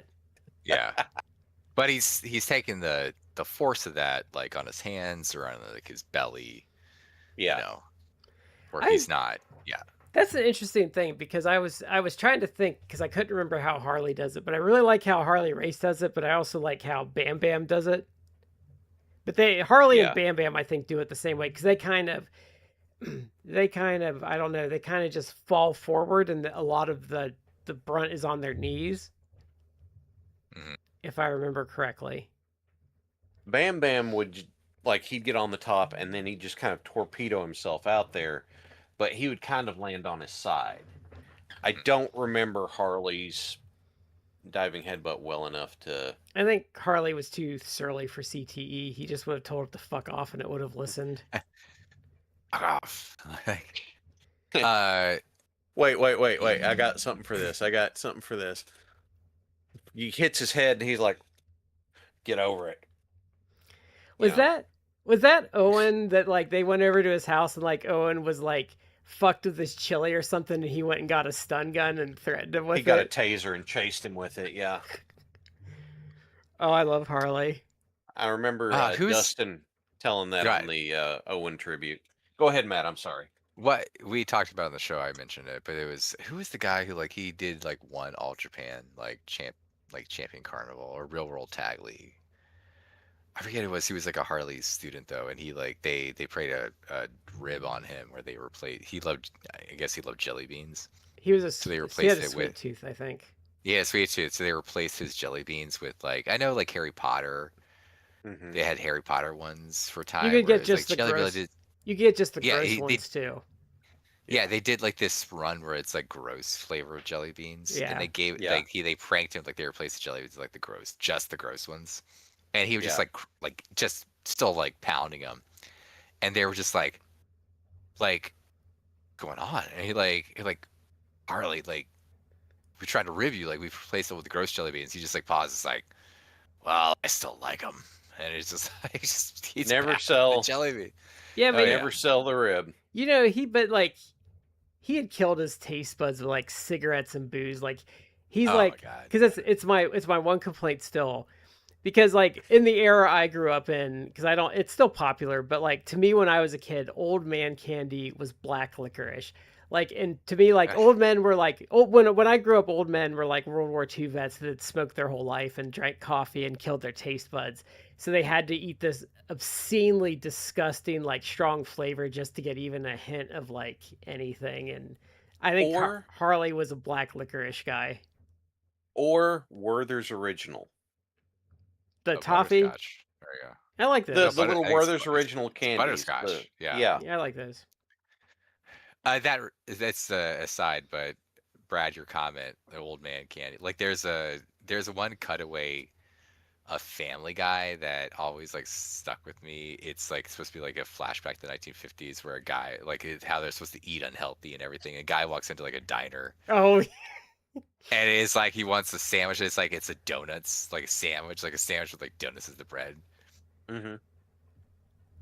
Mm. and they were like, "Do you want?" And Yeah. like the server's like, "You want cigarettes in that sandwich?" He's like, "What? What do you think I am? What do you think I am, a Nancy? Of course I want cigarettes in Yeah. that sandwich." It's like, Oh God, old man. there's one that I laugh at and look at all the time where they decide to play Tecmo Super Bowl and he's like, "I want the Oakland Raiders." He's like, "Haha, you can't catch me in Quagsmire." Like you're cheating. Like you're using Bo Jackson. He's like, Yeah. "Look how good it's like." No, you're just using Bo Jackson. Yeah. Oh, they did that with Double Dribble too. They said don't use the 3-point exploit. Oh yeah. And of course, what did he do?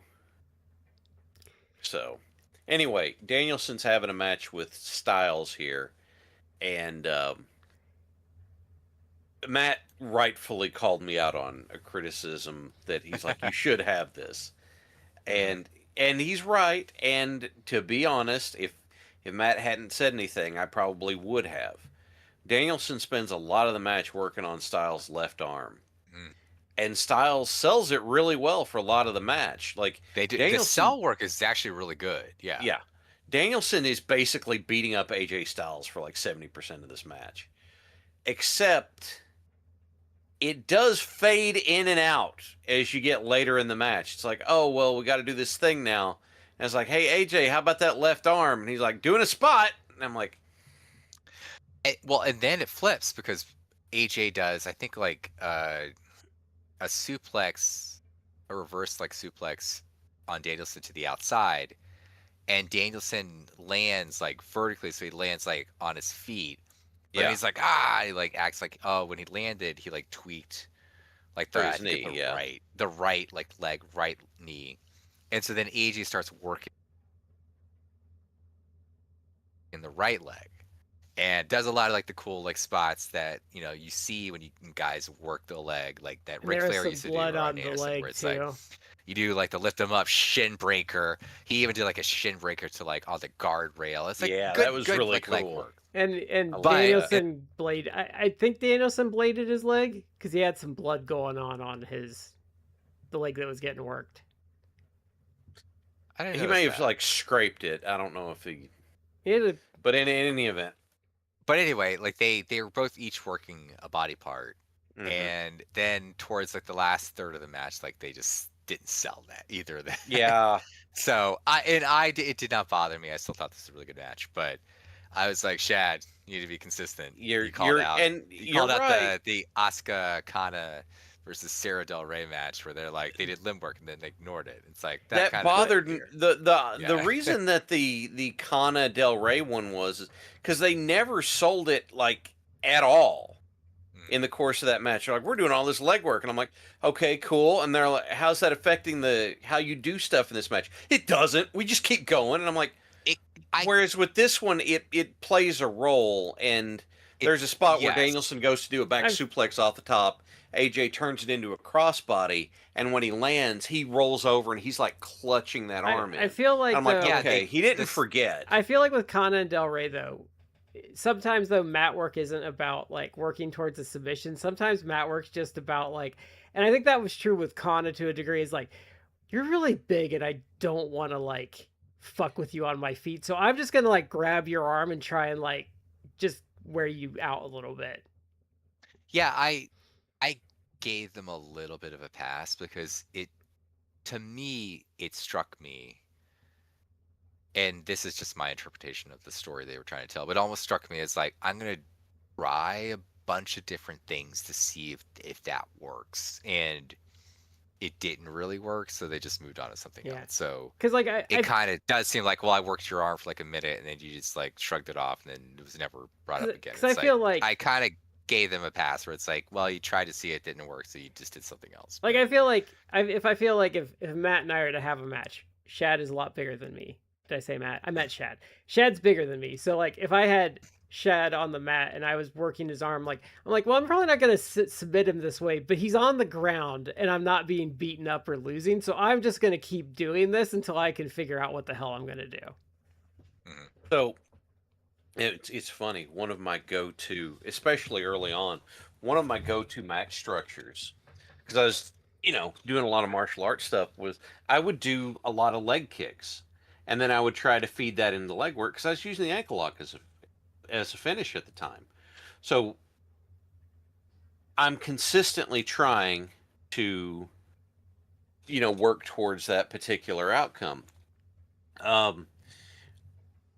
I could see it with this, and if I'm going to be grouchy, then I could be like, well, he didn't sell it consistently, or did it play into the finish? Well, it kind of did, because let's be honest, what is the cattle mutilation? The cattle mutilation is a double chicken wing hold with a bridge attached to it. Is it a necessary bridge? I don't know, man. That's up for a lot of debate. Yeah. But what is it? It's basically, it feels like it's a both arms submission. Okay, we could see that. I'll use a But great example of a match where the limb work was very important to the match, even though you would have to know wrestling a little bit to figure out how it worked in the finish. So there is one of the Doink Mr. Perfect matches is Mr. Perfect is working the leg on Doink that he's going to grapevine while Doink is attacking one of Mr. Perfect's arms to keep him from being able to do the perfect plex properly. So there's this match where yeah, they're doing dueling limb work based around Mr. Perfect's finisher. So like there is that. well, okay. If we want a recent example, um, from the Continental Classic semifinals, Mox versus Fletcher. What happens is Fletcher starts attacking Mox's leg over the course of the match, and that match was outstanding. When it gets to Mox versus Takeshita in the finals, is that right? I think it Yeah. was Mox Takeshita. The match No, isn't as it's good. Mox Okada, I think. Was it Mox Okada? Anyway, in the final match, yeah, I think you're right. I think it was. That match isn't as good. But why? Because part of the story is that Mox is selling that his leg's not working as well because of what he went through in the previous match. And I'm like, oh, that nourishes my ring psychology soul. Remember, Brett did that in the '93 King of the Ring tournament where he progressively got more beat up as the show went. If I remember correctly, wasn't he working everybody's arm in those matches? I think so. Like he just can't. And I'm like, but Well, it made sense with Razor because Razor was very strike oriented. and going for his finish, but it's like with a bunch of these, I'm like, but that's not. Why are you doing a bunch of arm work and then going to put him in the sharpshooter? Like that bugs me. And it's been a long time since I watched it. That's just what sticks in my head. But the other look, this match is good because both the guys in it are good. The the spotty psychology on the selling, yeah, I'll grouse about that some. The only other complaint that I have is it seemed to go into the finish real quick. Like just suddenly it's like, "Oh god, we're out of time. We got to go." It's like, "Go into the finish now."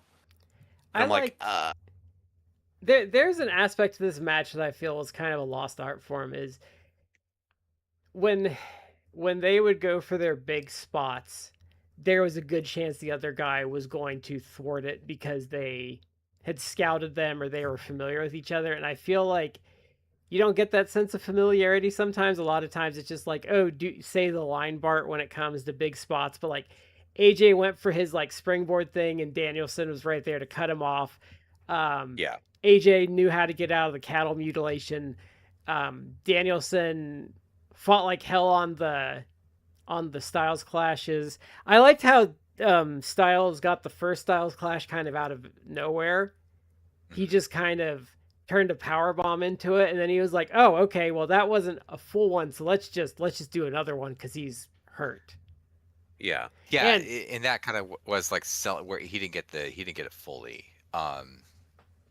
I I really like this. It did kind of become like a war of attrition where it's just both guys just like brutalizing each other and just doing what they could to make it to get that pinfall.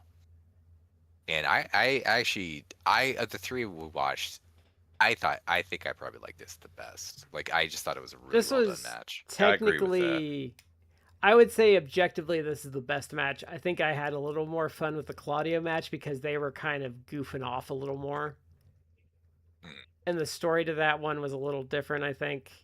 Uh, but we can go to that one next because there's some things I enjoyed about the Claudio match. So this one has a lot of mat work. I would say they're going for like a more European style of match. Um, and I think kind of the story at first, because Danielson's kind of not taking it seriously at first, and I feel like the story of the match is like Danielson's kind of big leaguing him at first, and then Claudio is progressively like causing him more issues, so he has to take it more seriously. because there's these points that, and I thought it was funny where like the crowd, he's trying to get the crowd cheering in like submission holds, so he's like turning his head and looking at them back and forth, or like turning to acknowledge it, which I thought was funny. And I like that when he did the airplane spin, that Claudio does this Hulk up and he just falls over. But what I love so this is a great example of Danielson though. So this happens, and he goes to the top to do the headbutt, and he's like struggling on the ropes. He gets up to the top. He's like, "Oh God, why did I do this?" Because he's still dizzy from doing the airplane spin. Like that was some peak selling right there. Yeah. Here the thing. Well, we'll get to that point later. Oh, and the ring was god awful. Like, couldn't you guys spring for a canvas? Like, I think I got aged just from watching this. It was a nasty looking canvas. Oh, there had to be staph infection, like just oozing out of that thing. Yeah, it was bad.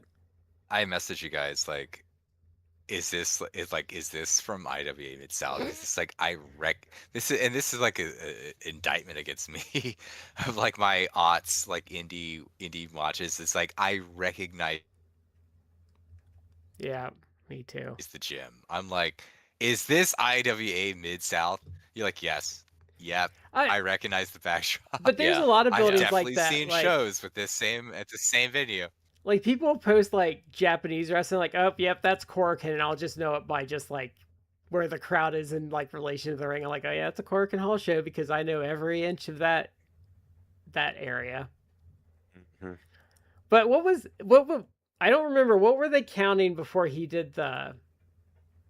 Because they did dueling like the fans count spots, but I don't remember what Claudio did before Danielson did the. Oh, they're doing uppercuts. Oh, that's right. Yeah. European uppercuts. Yeah. And I like the mat work. I thought the mat work was fun on this.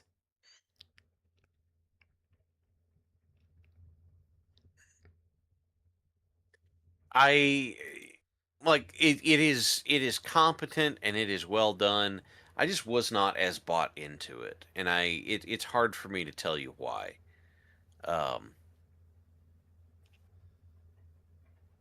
I don't have a good answer. Claudio also he figures it out eventually, but he looked way too indie in this match, would be one of my complaints. I say that about this one? No, it was the next one. This one, whereas the previous one came first, right? Chronologically? Yeah, we're going so this would be fall of 2005 for the Ted Petty Invitational. So the thing about this one is that this oddly feels like less of a complete version of Danielson than the first one did. Does that make sense? Yeah. And obviously a less complete version of Claudio. So it's like, this is also a 2-day tournament, so they're probably keeping it a little constrained for like stamina purposes. Okay, that adds some good context to it because you still want to have something in the tank. Yeah, I mean, you don't want to hurt yourself either. Yeah.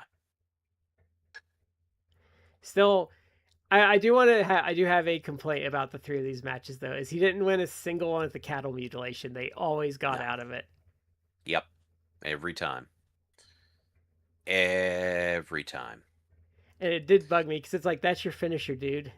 Yeah. Why do you keep giving away your finisher, man? I know. Why are you doing this, dude? But I thought this was like a fun little non-serious romp. Yeah, I think that's a good way to put it. Did you favorite part of the match was Bryan doing the earthquake splash? Oh, that was I was like stun. I kind of get what you're saying. Like they may have just been like taking the piss with this, but yeah, I did actually think this was a good match. And it was fun. And going he back should to have like kept the doing He should have done the earthquake stomp in the WWE when he was more of like a like a comedy character. Because I was thinking like, damn, Crash Holly should have done this. Oh yeah, that's a oh my god, that is a great call. Or Crash Holly doing the bonsai drop in the corner Yeah. would have been a hysterical Or callback. even because I used to love like when Hurricane would try to do the choke slam.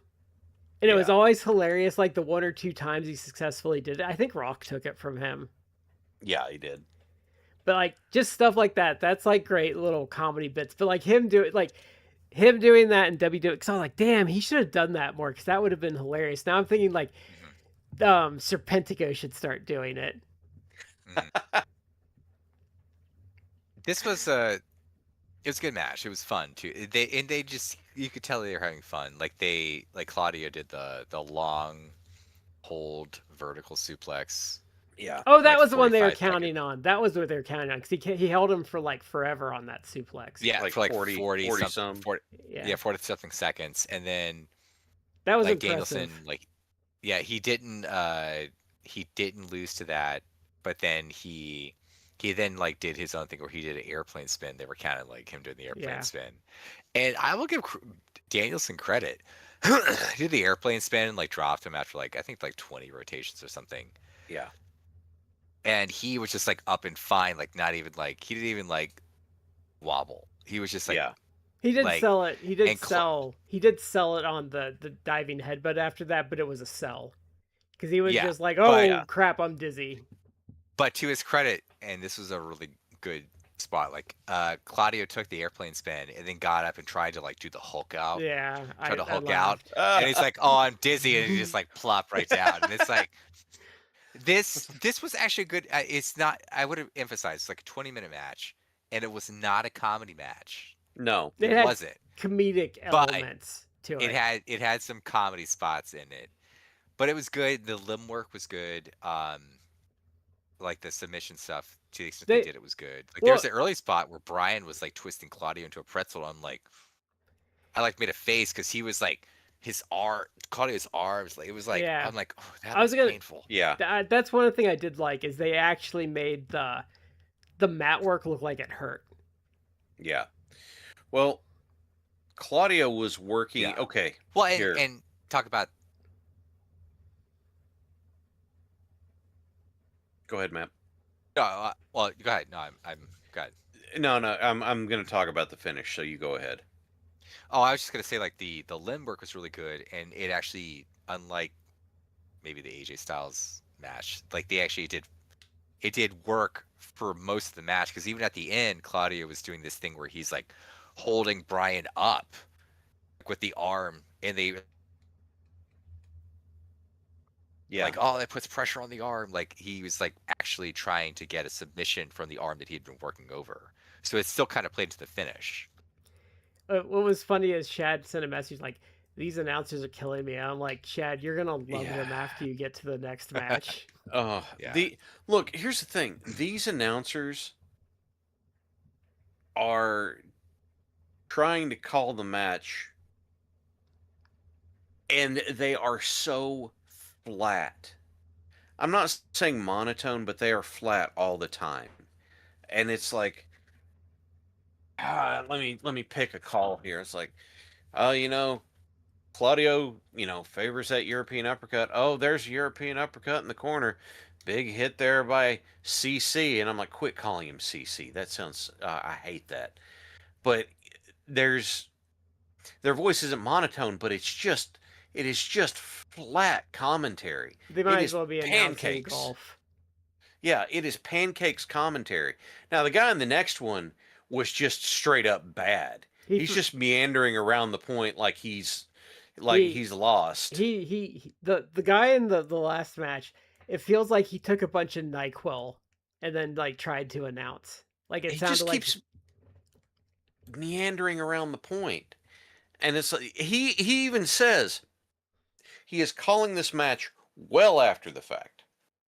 Like, this match was uploaded and he's putting commentary on it. Like, that match is from the mid aughts, and he's talking about Danielson being in AEW. So there's no good reason why He's doing he, commentary at, like 10 years, like 13, 15 years after the fact. yeah, and he just flat up doesn't sound like he knows what he's doing. That's the thing that gets me. He does not sound like he has any idea what he's doing. But the thing is, like, He's, it's not hard. Like, there's videos of me on this channel playing a card game and announcing it as it goes. Like, it's not hard to be upbeat, and like you can be bad at it, but like it's not hard to like be like, okay, well, he's doing this, maybe give a little insight. Like, you would think you would think like you think at least when you're starting out, like you would steal from what you know. just be excited about stuff happening. But you know what I And mean though? Like when you if we were to do some commentary on matches, we would probably yeah, like you would get some like probably some Jim Rossisms, like some Delirious-isms. Like we would steal a bit from people we know and we would kind of work with it a bit. But and I understand like we've talked on mics a lot more, so it would be an easier like yeah. transition for us, but like it's not that hard. It is the biggest difficulty for calling a match is striking the balance between calling the moves in a way that's engaging and then finding a way to fill in the gaps in between. And the truth is that it's once you get the hang of it, it doesn't seem like it's that bad. But dear God, this that guy. Okay, I'm going to go back to the match we're on. The quibble that I actually have for it. They spend this whole time, they're working the arm. Danielson goes into the cattle mutilation and it doesn't work. And part of it is that, like, Claudio breaks out of it and goes for an arm thing. Claudio is too strong, I think, is what they Yeah. kind of the sell they did on the cattle mutilation. He's either too strong or Danielson's arm's too weak for it. So Danielson rolls over into a crossface chicken wing with a body scissor and gets the win. And I'm like, really? This whole thing has been that Danielson's left arm is not strong enough to supply the suspicion he needs in order to defeat Claudio. So he gets the win with a crossface chicken wing that involves one arm wrapped around the head and the other one actively hammerlocking the arm. Really? That's what we're going with.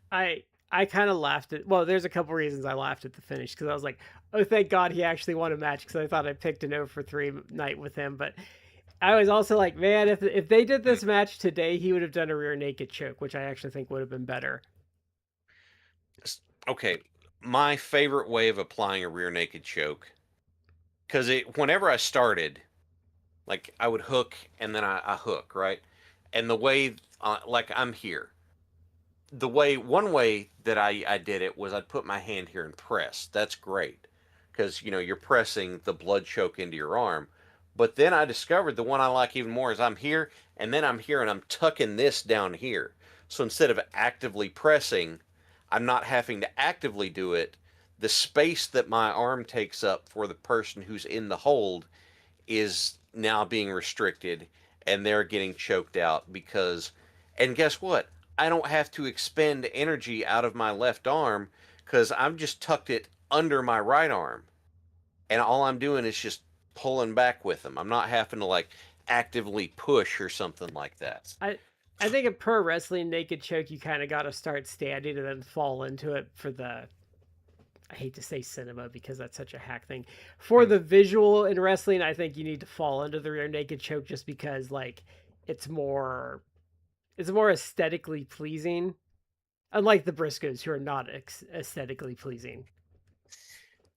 I think that if you're going to go into that, you start from your rear naked choke here and you work into dropping back to it with the body scissors because it builds the heat into the finish. Yeah. Without saying it's cinematic, you make it a process that the crowd gets to go along on in anticipation of that being the finish. Because like it's when Brock Lesnar does like the Kimura and it always pisses people off. It's like, yeah, that's a legitimate MMA move that you know to look for, but like it's too small for like the crowd to. It doesn't look good. Yeah. Just like the Undertaker doing the Go-Go Plata choke didn't look good. or the people that don't understand, and a lot of wrestling fans still don't, like how absolutely screwed Kurt Angle was against Daniel Puder when he had him in that key lock hold Yeah. and Yeah. he had him dead to rights. Oh yeah, he had him dead to rights. But it was not visually notable or impressive. They got him out of it very quickly. Yeah, because Al Snow's shoot on that was just like, yeah, that's why we don't do stuff like that. Yeah. Because I guess they did something else in that, and he was really mad about it. Because I guess Big Show, they worked with Big Show on a show, and they had Big Show like body slam him, Mm-hmm. and then a guy just got up, and Big Show like freaked out because he no sold, and Snow was like, yeah, I just wanted Show to chop them because that's gonna hurt anyone. Mm-hmm. And I'm like, oh yeah, that is smart. Like, why didn't they listen to you? Especially Big There are Show. lots of Like, Yeah, there are lots of things that we could criticize Al Snow about, and we have. But the truth is that when it came to running Tough Enough, I think that Al was the right guy for it because he had a good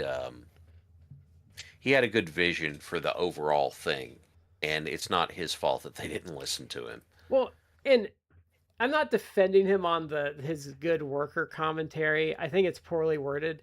I would love to like have a conversation with him about it because I feel like the problem with that is people never approach him in like good faith about it. They always want to fight him with it instead of Yeah. like picking his brain, like maybe talking about, because I do think he has points in there. He's just saying Yeah. it poorly. And I think like, because when he says like, well, yeah, Hulk Hogan's a good worker because he made money, and it's like, well, let's I think if you were to approach him in good faith and like ask good questions and be like, okay, well, like what qualities about Hogan do you think helped him make money? I think he would be like, it wouldn't be like he wouldn't dig his heels in it. He'd be like, oh, okay, well, like let's talk about it. Let's break down what it is about. Okay, Hogan made money. What does that mean? Hogan got people invested and made them care. Okay, Mhm. what did he do to do that? Because I think using the phrase "made money" is it's pointing people in the wrong direction. Yeah, and I think like you could get into conversations like we've talked about Sid before, be like, okay, so what is that it factor do you think Sid had versus like someone that maybe was better in the ring but never drew any? You know what I mean? I think there's like conversations you could have. I would love to have that conversation with him because Mhm. but people always come at it like, well, no, you're wrong. It's like, no, he's gonna just dig his heels in. Whereas if you could ask him like, no one's ever More asked him direct. good, and even like Yeah. with the conversation, the guy doesn't ask him good interview questions. He just throws names at him and just be like get him to flesh the idea out, and I think it would seem less like inflammatory. Yeah. Yeah, more directed, more actually like pointed to like, well, why? Like explain, Yeah. why this person would actually be quite successful or was successful. Or That would be more useful because he would have an answer yeah. because there is an answer. Like, well, I guess it can go into the realm of like opinion, but I mean, he actually would offer like an actual insightful, thoughtful answer. And then you could go into like, okay, well, okay, so that's your idea, but like, what about like, say, like, let's say, I don't want to using him would be inflamed, but like, what if like you are a good worker, but like the company is just obstinately doesn't like you, like maybe you're black and they're racist, like, so how does like that work? If like the company is intentionally like hampering you, like how did like like how does that X factor work into your thinking? That might even be like a, well, I haven't thought about that aspect of it. Like Yeah. I think so. That's So, Brad, what you're saying especially hits home for me because I watched two guys try and have that argument with Al in a locker room once. And I was just like, okay, he is defining the phrase worker differently than you are. Quit trying to get him to change that to concede a point. That's not. And I didn't insert myself into it because I was just like, oh. Like, even in my neophyte wrestling manager days at that point, I was like, okay, what he's saying is that the best workers are the ones that get the most people involved. And that's why he would, at least at the time, he would say Hogan and Andre. Okay, fair enough. But these guys are like, but man, workers get out there and go in the ring. And he's like, no, the best workers are the ones that draw. And I'm just like, holy shit, I am not getting into the middle of this one. Well, My God. and they're actually they are wrong in a way, because what he's saying is like they make people care, so they're doing their job well. Because what they're saying is, well, no, because if you can do 5 top rope fuckinators in a row, you're obviously a good worker. And my reply to that would be like, well, did anyone give a shit? No. So you're not a good worker then. Just because you can do a top rope fuckinator doesn't mean it means anything. Like, if you can do that and people care about it, then yeah.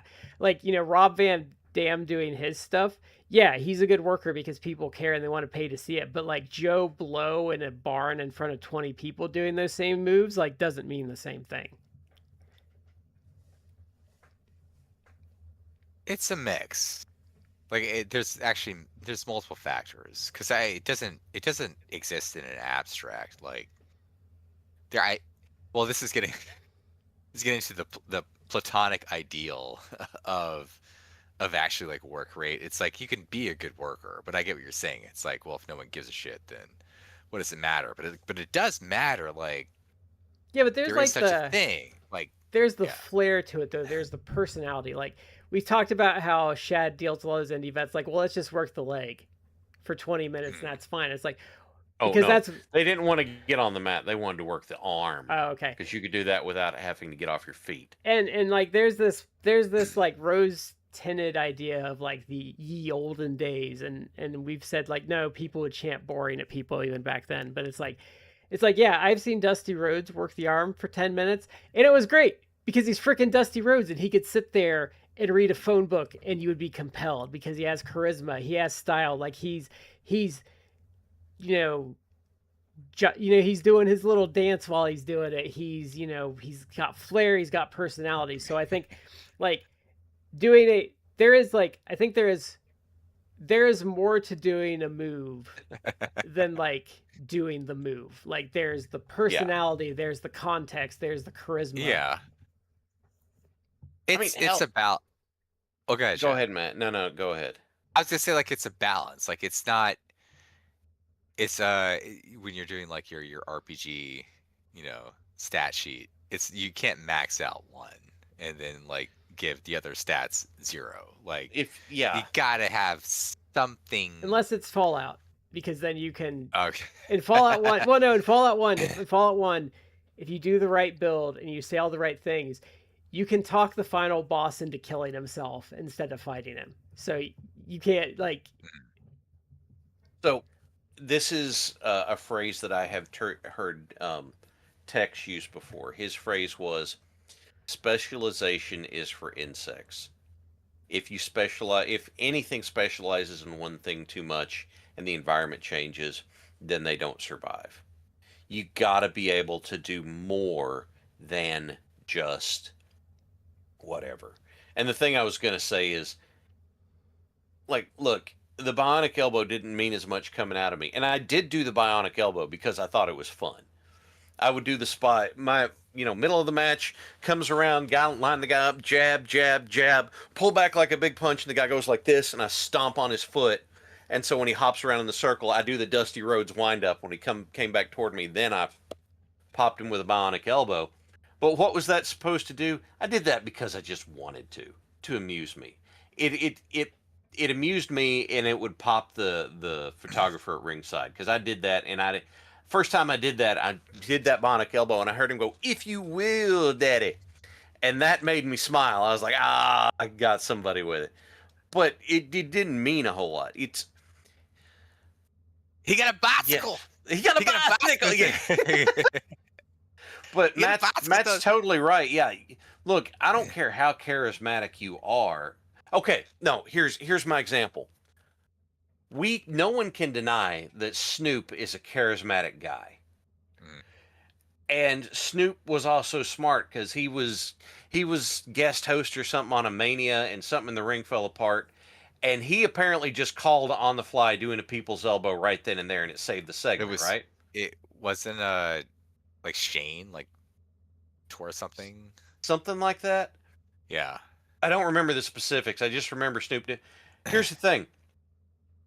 That was a great way of saving it. That was smart. That was charismatic. That elbow looked like shit. Yeah. Okay? His execution looked like shit. It worked in that one thing, but that's because it was like, oh, it was just cool to see Snoop doing it. If Snoop was going to be in the ring, he would have to level up his ring work by eons. He knew how to at least like work the crowd. But So yeah, he was and doing something. I'll use a great example though of a recent one. So when stupid Nia Jax busted Jade Cargill up all over the ring steps, and they go out the thing and she's bleeding all over the place, and she runs up to the camera looking all cool as shit because she's just covered in blood, even though they don't like that, but she made sure the camera got a good look at it. That's being a good worker. Like, you can say, well, she sucks at moves, like, but she knew in that moment what the right thing to do was. Yeah, She has use it. pieces of being a good worker, but she cannot put Yeah. the puzzle together to be a good But, worker like, overall. Yeah. But there's like people like the NXT women that get hyped up all day because they do moves. It's like they wouldn't have the instinct to do that, but Jade was like, oh no, this needs to be on camera, like, and made it happen. Like, she took advantage of that moment. That's like, I think those are like some of the differences with being a good worker versus being not a good worker. So, yeah, you've got to be not only do you have to be able to do, I'm going to use the phrase compelling stuff in the ring. It doesn't have to be athletic. It doesn't have to be impressive. It needs to be compelling. And you've got to be able to have enough to make people care. And as a heel, I'm using me as an example again. As a heel, I could piss people off, and I would do things in the ring that they didn't like, and I could be a nasty son of a bitch heel. The problem was, as a babyface, I could do stuff in the ring. I could have the structure right. I could do all of this, but there wasn't enough meat on the bone for anybody to give a damn. I was too bland as a face. So what I'm saying is, yeah, there's a lot of people don't have all of the pieces, and the people that do have all of the pieces, which is something Brad said about Danielson as we were watching this, which we'll get to. We got to motor through this last one. I'm getting ready to head desk. And Eric Embry's another great example of just being a good worker visually, because like he's always disheveled. It looks like he hasn't showered for a week. Like he might have rolled around in some dirt just to make a point. Greasy. Looks and like, you immediately just want to hate him because he looks like he smells bad. Mm-hmm. Yeah. There is a presentation is part of being a worker because it's a visual business. Or Jimmy Del Rey, like in the Heavenly Bodies, where it's just like, you look like you're the kind of guy that would like slip something in a woman's drink, like just like being able to give off that vibe, and you like just instantly like hate his guts. Like there's son of a bitch. Yeah. Or Buddy Landell. Buddy Landell is the perfect example of like a good worker. Mm-hmm. But yeah, Buddy Landell was just such a little shit. I love him because he's the kind of guy you could job him every night and he wouldn't lose any heat because he's just such a like. Well, people would enjoy seeing him get beat up, and so you bring him back, and you see him get beat up, and it's like, yeah. So our last one is from 2007, and this was I picked this one because I was surprised it existed, and it's a bit of an oddity because this is Bryan Danielson versus Billy Kidman. But a very very large Billy Kidman. Yeah. Like I messaged you guys like I'm like, did this Billy Kidman eat the previous versions of Billy Kidman? He was very large. He was very large at this point. I was like, he's not Billy Kidman anymore. He's Billy Man at this point. I was like, I hope you borrowed one of Tommy Dreamer's bras for this. Yeah. If you've No, heard I'm the sorry. I'm expression, sorry, Billy Kidman. Your tits were nowhere as big as Tommy Dreamer's. yeah. If you've heard the expression "twink death," like that has occurred at this point, like because Billy Kidman is no longer I the slight figure that he was in late '90s no. WCW. He was big boy at this Well, point. he had some like old man bulk to him. Like he wasn't like fat, but like you could tell he hadn't No. worked a lot. And He wasn't the biggest sin to me was like he just wasn't moving. I want to say fast, but like well, he wasn't even like he's like going through the motions almost. He wasn't moving around like he because I mean, was. look there. Let's be realistic. There's fat ass luchadors who could like run circles around the block, like Yeah. just booking it, I mean, and he just didn't have that mobility. we watched even like Los Brazos de Plaza in that tag match, and they were fucking awesome. And those motherfuckers were yeah, like fat as hell, and they were just beating some oh ass yeah, and like fat move. luchadors moving Yeah, around, like doing all sorts of like like gymnastic, they look charismatic like shit. they just rolled into that match because they ate their fill at the buffet and they were just ready to kick some ass. Yeah. And Billy was big. This was an Australian match, which, to touch back to the commentary, it was commentaried by a guy who I assume he's a worker, but he's like TNT, the explosion from down under. Oh God, He's just not good. no. And he clearly did commentary. It's the 2007 match. He's doing commentary from like the modern day They because he it's Yeah. references they found this he match and references uploaded it is what I think happened, and he yeah, put because he commentary in. referenced like Brian Daniels, well, Bryan Danielson's AEW title reign. It's like, well, that happened a Two little years over a ago. year ago, but Yeah. that Yeah. was like way far in the future from 2007 when this match occurred. Like AEW didn't exist for another like 12 years. Yeah. So Yeah. And I think Billy Kidman was just very rusty and he put on some weight, but you can tell yeah, too again, this speaks so highly of Danielson because he really works a very slow and deliberate pace, a little out of character for him. And he's doing it because he doesn't want Kidman to blow up. Like he's actually taking care of his opponent. He's pacing stuff out. It's kind of like it reminded me of when Greg Valentine worked with Buff Bagwell on that show we did that was like surprisingly good, where Bagwell would let him do this flurry of offense and then he would slow it down so he could catch his breath. And then he'd let mhm, Bagwell on offense again and he'd let him flurry up and then he'd catch his breath. So like they were kind of doing that where Danielson would do some mat work, he'd do some slow stuff. Kidman would get like some faster paced offense in, then Danielson would slow it back down like until he got some more hope mhm. spots. And I was watching like this is like a great example of like a carry job and knowing a guy has a limited gas tank and like calling a match to preserve his gas tank. And I have to say too, kudos to Billy Kidman for not having an ego and letting Danielson like call this. Yeah, I was gonna say that Danielson seemed very William Regalish for this mhm, match. You know, he it seemed like that he's uh I don't want to say it in a way that's insulting, but like he's almost doing like a William Regal cosplay for this He's match doing like a for the tribute pacing band. and everything. What's that? He's doing a tribute band. Yeah. And it's not like it's I mean it works, but this is Danielson. I'm not going to say drag kicking and screaming, but this is Danielson pulling Kidman along to a decent match.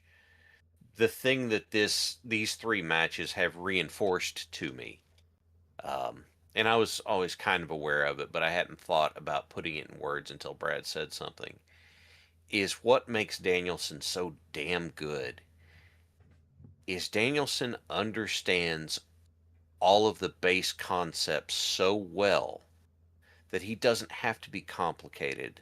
He doesn't have to be flashy to put on something compelling. He is able to weave something very good in the ring out of basic stuff because he understands how it works on a very um I I likened him to a very well-seasoned musician that Shad agreed with, where I said, like, he's a guy in a band that has done it forever and he plays guitar and he understands, like, exactly how much is required of him as a guitarist, and he's not going to go overboard to bring attention to himself. He's going to do a solo and it's going to be exactly what the solo should be, no more, no less. Like, Yeah, he's going to do a solo in the time to do the solo, but he's not going to be like, he's not going to just all of a sudden rip out at some point in the song just to do. Yeah, it's. But it's hard to explain. It's hard to explain to someone. Well, like I said earlier, he understands, okay, this is exactly how much the match needs to be. This is how long it needs to be. This is how many high spots it needs to have. And like what Shad calls like the AEW excess. He doesn't do that. He does like the exact opposite of that. It's this is exactly how much they need. Actually, we're gonna do a rematch, so I'm actually gonna cut 10% of that off so we have that to come back to. Yeah. But like he just understands exactly like how much should be there. Mm-hmm. Yeah, and it's actually quite fascinating because for someone who actually made it to the pinnacle of the wrestling world like multiple times, like he is almost that like support character player where he's like he can take a step back and make his opponent do what he needs to for his opponent to make his opponent look really, really great. And here, like again, like this is the match that I thought the least of the three we watched. Yeah, me too. I thought it was still Kidman good. I thought it was still it was good, but Kidman was clearly like out of shape, and it was a carry job very much by like I would give this Danielson. I'd give this like 2.5 stars, maybe 2 3/4. But like but like as a carry job, it is a very good carry job because he has a very limited opponent and he really works around his opponent's weaknesses. And like I said, I mean, Shad could probably attest to this on the Kidman part, like, which I'm giving Kidman a lot of credit. Like, he let Danielson call the match. He didn't try to big league him and like poo-poo him. He was like, okay, like, we're just gonna do what you can do because you're looking out for me really good. I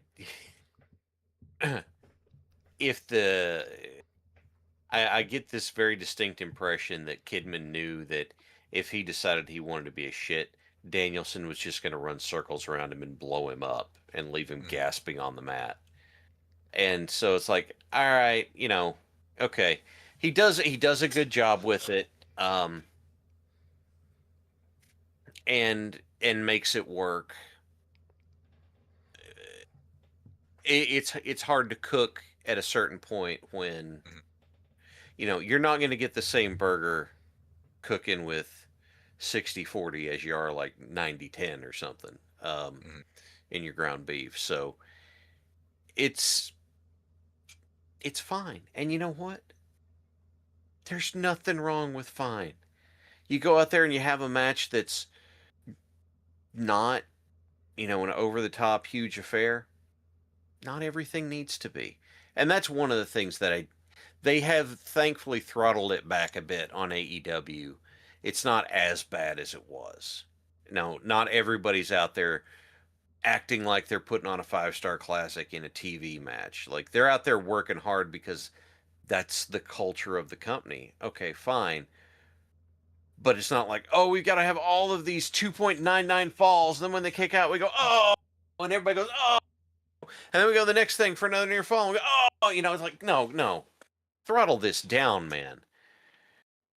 You're wearing people out and you're devaluing yourself, but they're not doing that as much. And Danielson doesn't do that here, but he still makes it work. Do you guys want to feel really old? Do you want to guess how old you guys want to guess how old Billy Kidman is now? Hang on. 50. I'm going to say he's 54. He's 51. He'll be 52 in May. This was in June of this is a really interesting match too because like the timeline of Billy Kidman, I was like surprised he was doing indies at this point because I guess he left WWE in 2005 and then came back around 2008 as a producer, and he's been there ever since. Like, he did some FCW in 2008, but I guess he still works there as a Yeah. producer. He apparently got briefly furloughed with COVID, Mm-hmm. and then like that same year they brought him back, and he's still there. I actually looked it up with this. Like his in-ring career was like way shorter than I thought. Like It was like he 90. It was got like it. 14 years, I think. Yeah, like 94 to 2008, and it's clear by like this match which was in 2007, which to make you feel old, like this is like almost a 19-year-old match, and it's Well, like, wow. I Like, mean, you could tell by the end of his WCW that like physically he was starting to slow down because even like in WCW he had really stopped doing the shooting star press a lot. He was doing I can't think of what that move was. He was doing a different move. He was doing like kind of like a version of the Unprettier, I think, towards the end of that. But then WWE had him doing the shooting star press again, and that's where he was having all those disastrous like hitting the ropes and stuff. he Really? was bigger at that point in WWE, but he still like was moving around pretty good. But by this, it's like 2007. He was heavier, the mobility like decreased. So it's like he had basically a 14-year career, which is respectable for sure. But it's also like I would have, if you'd asked me, like I would have been like, oh, he probably had longer. It's like no, he didn't. Yeah, So especially I think we're a little jaded too by because like I was thinking when I was watching the Claudio and Danielson match, I'm like, God, this really was like a golden age on the indies because you had all these like superstars just going around, but like all of those guys are like 20 years in on their career and still going like hardcore. So like it does feel like yeah, 14 years is like short now when you have all these guys working for like 20 to 40 years. yeah, Mm-hmm. at least 20 years plus 20, and that's with well, since you mentioned him, and we saw it. Claudio's an example too. Is like the guy's in his 40s, probably mid to late 40s, Yeah. and still looks like $1 million and is still working at a high level. And he's like basically the C, just to bring it into like the partner with AEW. Like Claudio is like the CMLL like heavyweight champion, Yeah. but is doing fantastic to the point where like he just had one like the last like few days. He had a match in CMLL and like huge reactions. Yeah. He's like a star there. Yeah. And his charisma and his work and everything, like people are like they're like rabidly into him. Yep. And it works. And it's like this is a dude in his like mid to late 40s. And look, I get it. It especially in lucha, where you can be older and still be like over as hell, a great worker, doing really hot, fantastic stuff. I mean, Mystico is maybe the biggest But they have a star in whole the world, and he is at least in his 40s. They have a whole Yeah. classification match for the older guys that they work. They call it maestro Yeah. matches. That's like the older luchadors doing like more grounded work. So they even have there's literally a style they call it for like older luchadors. Yeah. I mean, Black Terry I think was working a couple weeks before he died. Satanica is older than dirt. He's still like doing stuff in the last, I think, like year or so. I saw something with him in like the 90s, like a couple months ago, and I'm like, wow, he's still older than dirt, and this is like 30 years ago. Oh, I remember when he was doing the Los Infernales in like the early aughts, and it's like, who's this fucking old dude? I think like, and it can't be at least like he's like at least in his 50s. you would have to convince that me point. he didn't come out of the womb at least 50 years old. Old But man. I think that is it for this week. So like I said, the rest of this month is going to be Bryan Danielson. We won't be doing a show on the 17th, but we're going to do more with Bryan Danielson because like I was sitting here thinking like, God, I could just watch like his matches like on infinite loop because they're just so smart. yeah. Easy catalog to do, yeah. Yeah. And he's got so much stuff like with so many people. But that is Yeah. it for this week. We've been in I'm on the wrong screen here. We've been in 3 Corners and you've been in the 4th. and we will catch you next time.